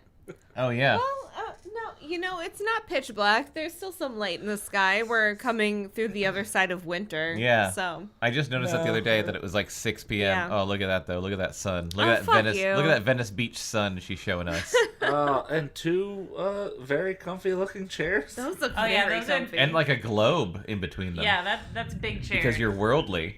That's where we read. Do you and your partner sit there and read books? Maybe. Yes. Yeah, It's actually kind of hard with I'm the dog. horribly The dog jealous wants to be and I in hate big you chair. more. Oh my god. All right, Christine, thank you so much for being on this episode. Is there anything people listening to this you want them to know about yourself or just in general? Plugs. Well, I highly recommend dinosaurs. They're the coolest of animals, so look into those. You pick your favorite. Cool. There's lots of options. That's my main plug these days. And if you're doing anything in digital marketing, that's probably where I'll encounter you. So, thanks. All right. Well, you can listen to all of our stuff on the Cactus Radio Network, cactusrodeo.com/podcast. You can subscribe to us on Stitcher and Spotify and iTunes and Google and all of that kind of stuff. Things. All that stuff. Christine's holding up a... If you're in LA, you're in go LA. visit MedMen. Yeah. They have very pretty bags for your pot All needs. your cannabis needs. Or as a person I work with, pronounce it cannabis. Who? He's an Was she- 80-year-old man Was she gonna hold Oh, a seance boy. later? who said, "Is it cannabis or cannabis?" And I was like, "Pardon me while I die for a second." I know You're the first old time I enough met to you, I know was by like, now. Jonathan, nice to meet you, Jonathan. It's very good. I've always wanted to meet Jonathan. I've only ever read it before, you see. Yeah, listen to our other shows, CD Reads that Bekah hosts, The Sketchy Show with me, Chris, and our friend John, and Movie Club, and check out Pop Second Theater. And Also on the Sketchy Show, Kelly, who is on CD Reads, is Yes. on the Sketchy Show. she is, yeah. I feel like she's working her way up to being like our fourth co-host. Yeah. Well, I mean, that's the goal. We'll get her That's there. the goal. Yeah. Sounds like someone I should be But yeah, haunting tune in. later. What'd you say? That was a ghost joke. It didn't work anyway. Continue. I'll hear it later. Yeah, I think that's it, right? Anybody have anything else? That's it. Cool. I'm getting a little better at streamlining the end of this. All right, thank you for listening, and we love you. We Tune in love next you. time for more of this bullshit. Bye. Bye. Our friend Christine Schrader. Hello. Frozen. She just left. She was, as soon as I said hello, she dropped out of the Zoom call. I hope that I was can hear you intentional. guys. I can hear you guys. Where are you? What happened? Hold on, I'm closing everything else. Oh, boy. Holy shit. That was perfect timing. Oh, that was. It's too bad this is a podcast because visually that was hilarious. This episode's off to a great start. Mhm. Brought to you by Zoom. That's what I was gonna say too. Well, This that gives me episode time brought to to you get by another Zoom. drink, so I will be back. What are you making? But yeah, I pretty much just like played with those Nerf guns while watching the Muppet Show last night. I was gonna ask how the Nerf guns were. Great. I didn't load them just because I don't feel like hunting around for darts. Yeah. I wish we had bought stock in bullet bourbon like a year ago, because I feel like Oh man. our household alone has Yeah. quadrupled our consumption in the last year. I mean, the whole time I was in Vermont, people were always fucking sick, and I never Mhm. fucking got sick. I mean, I had the shits one day. That was it. One day. I'd like in terms of the mints, when I was in high school, I got caught sneaking back into someone's house that we had snuck out of, and we were on the side of the house. It's like 4:00 in the morning. We can hear this person's mom on the phone Whose on house? the front porch. Allie Yeager. Remember, she lived right downtown, so everybody snuck out of her house. People would just sleep over there to sneak out of her house, and so. We're there. It was painted over the basement window. It said, "BTW, this is not the exit. Try the door." So like everybody snuck out of this house. Anyway, we were trying good girl. She was a good girl, but she was secretly kind of a bad girl. But she had broken up with this dude and was actually shit-faced when we were trying to sneak back into her house. The whole reason we were even this late coming back was because she had gotten really drunk and jumped in the hot tub with all of her clothes on. This is only entertaining for St. Mary's class. Yeah, like I feel like of all I think the high she's like school a mother of references two, you make, so I I feel should like not I have actually used her met first her. and last name. I No, should you not met, have used her first and last name. You met Allie Raber. Oh yeah, Allie Raber. I met a different Allie. Yeah. Okay. Yeah. Allie Yeager was really nice. We were friends. Oh, Allie Yeager is a sweetheart, but she literally has 2 You kids should probably now. not include this. So I feel bad. I feel bad bringing this up, but she's an amazing person. But her parents caught us. But we were trying to eat a bunch of Victoria's Secret mints someone had in their purse. Like we were like crunching them, and then we spilled them because we're dumbasses. And Kelly Ariosto was like, I remember that somebody once said you could suck on pennies that will like take away the smell of alcohol. So we were sucking on pennies on the side of the house while Allie takes off Dante Casali's sweatpants that were in the back of his truck that we had changed her into and threw them into the yard and put her wet clothes back on, which her father found while we were getting caught, and that was a whole other thing.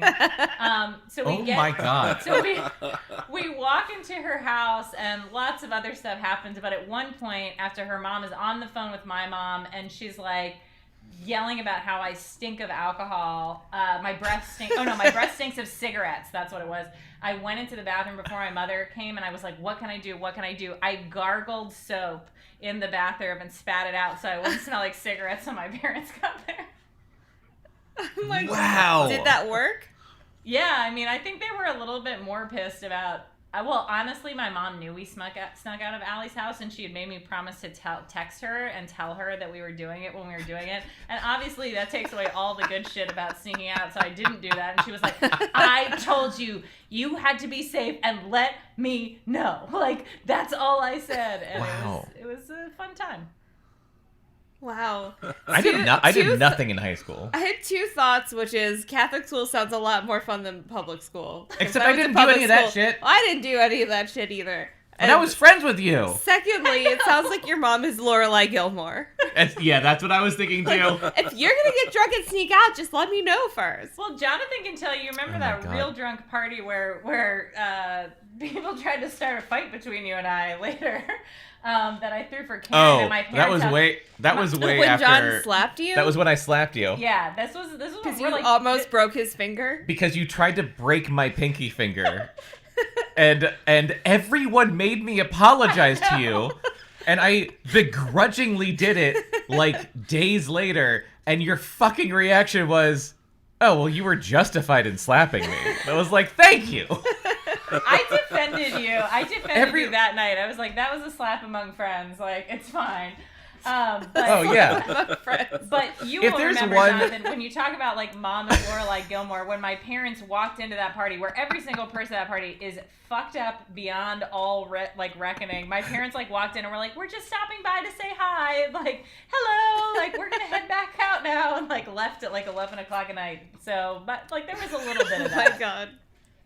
Below Grade Level is a Cactus Radio production.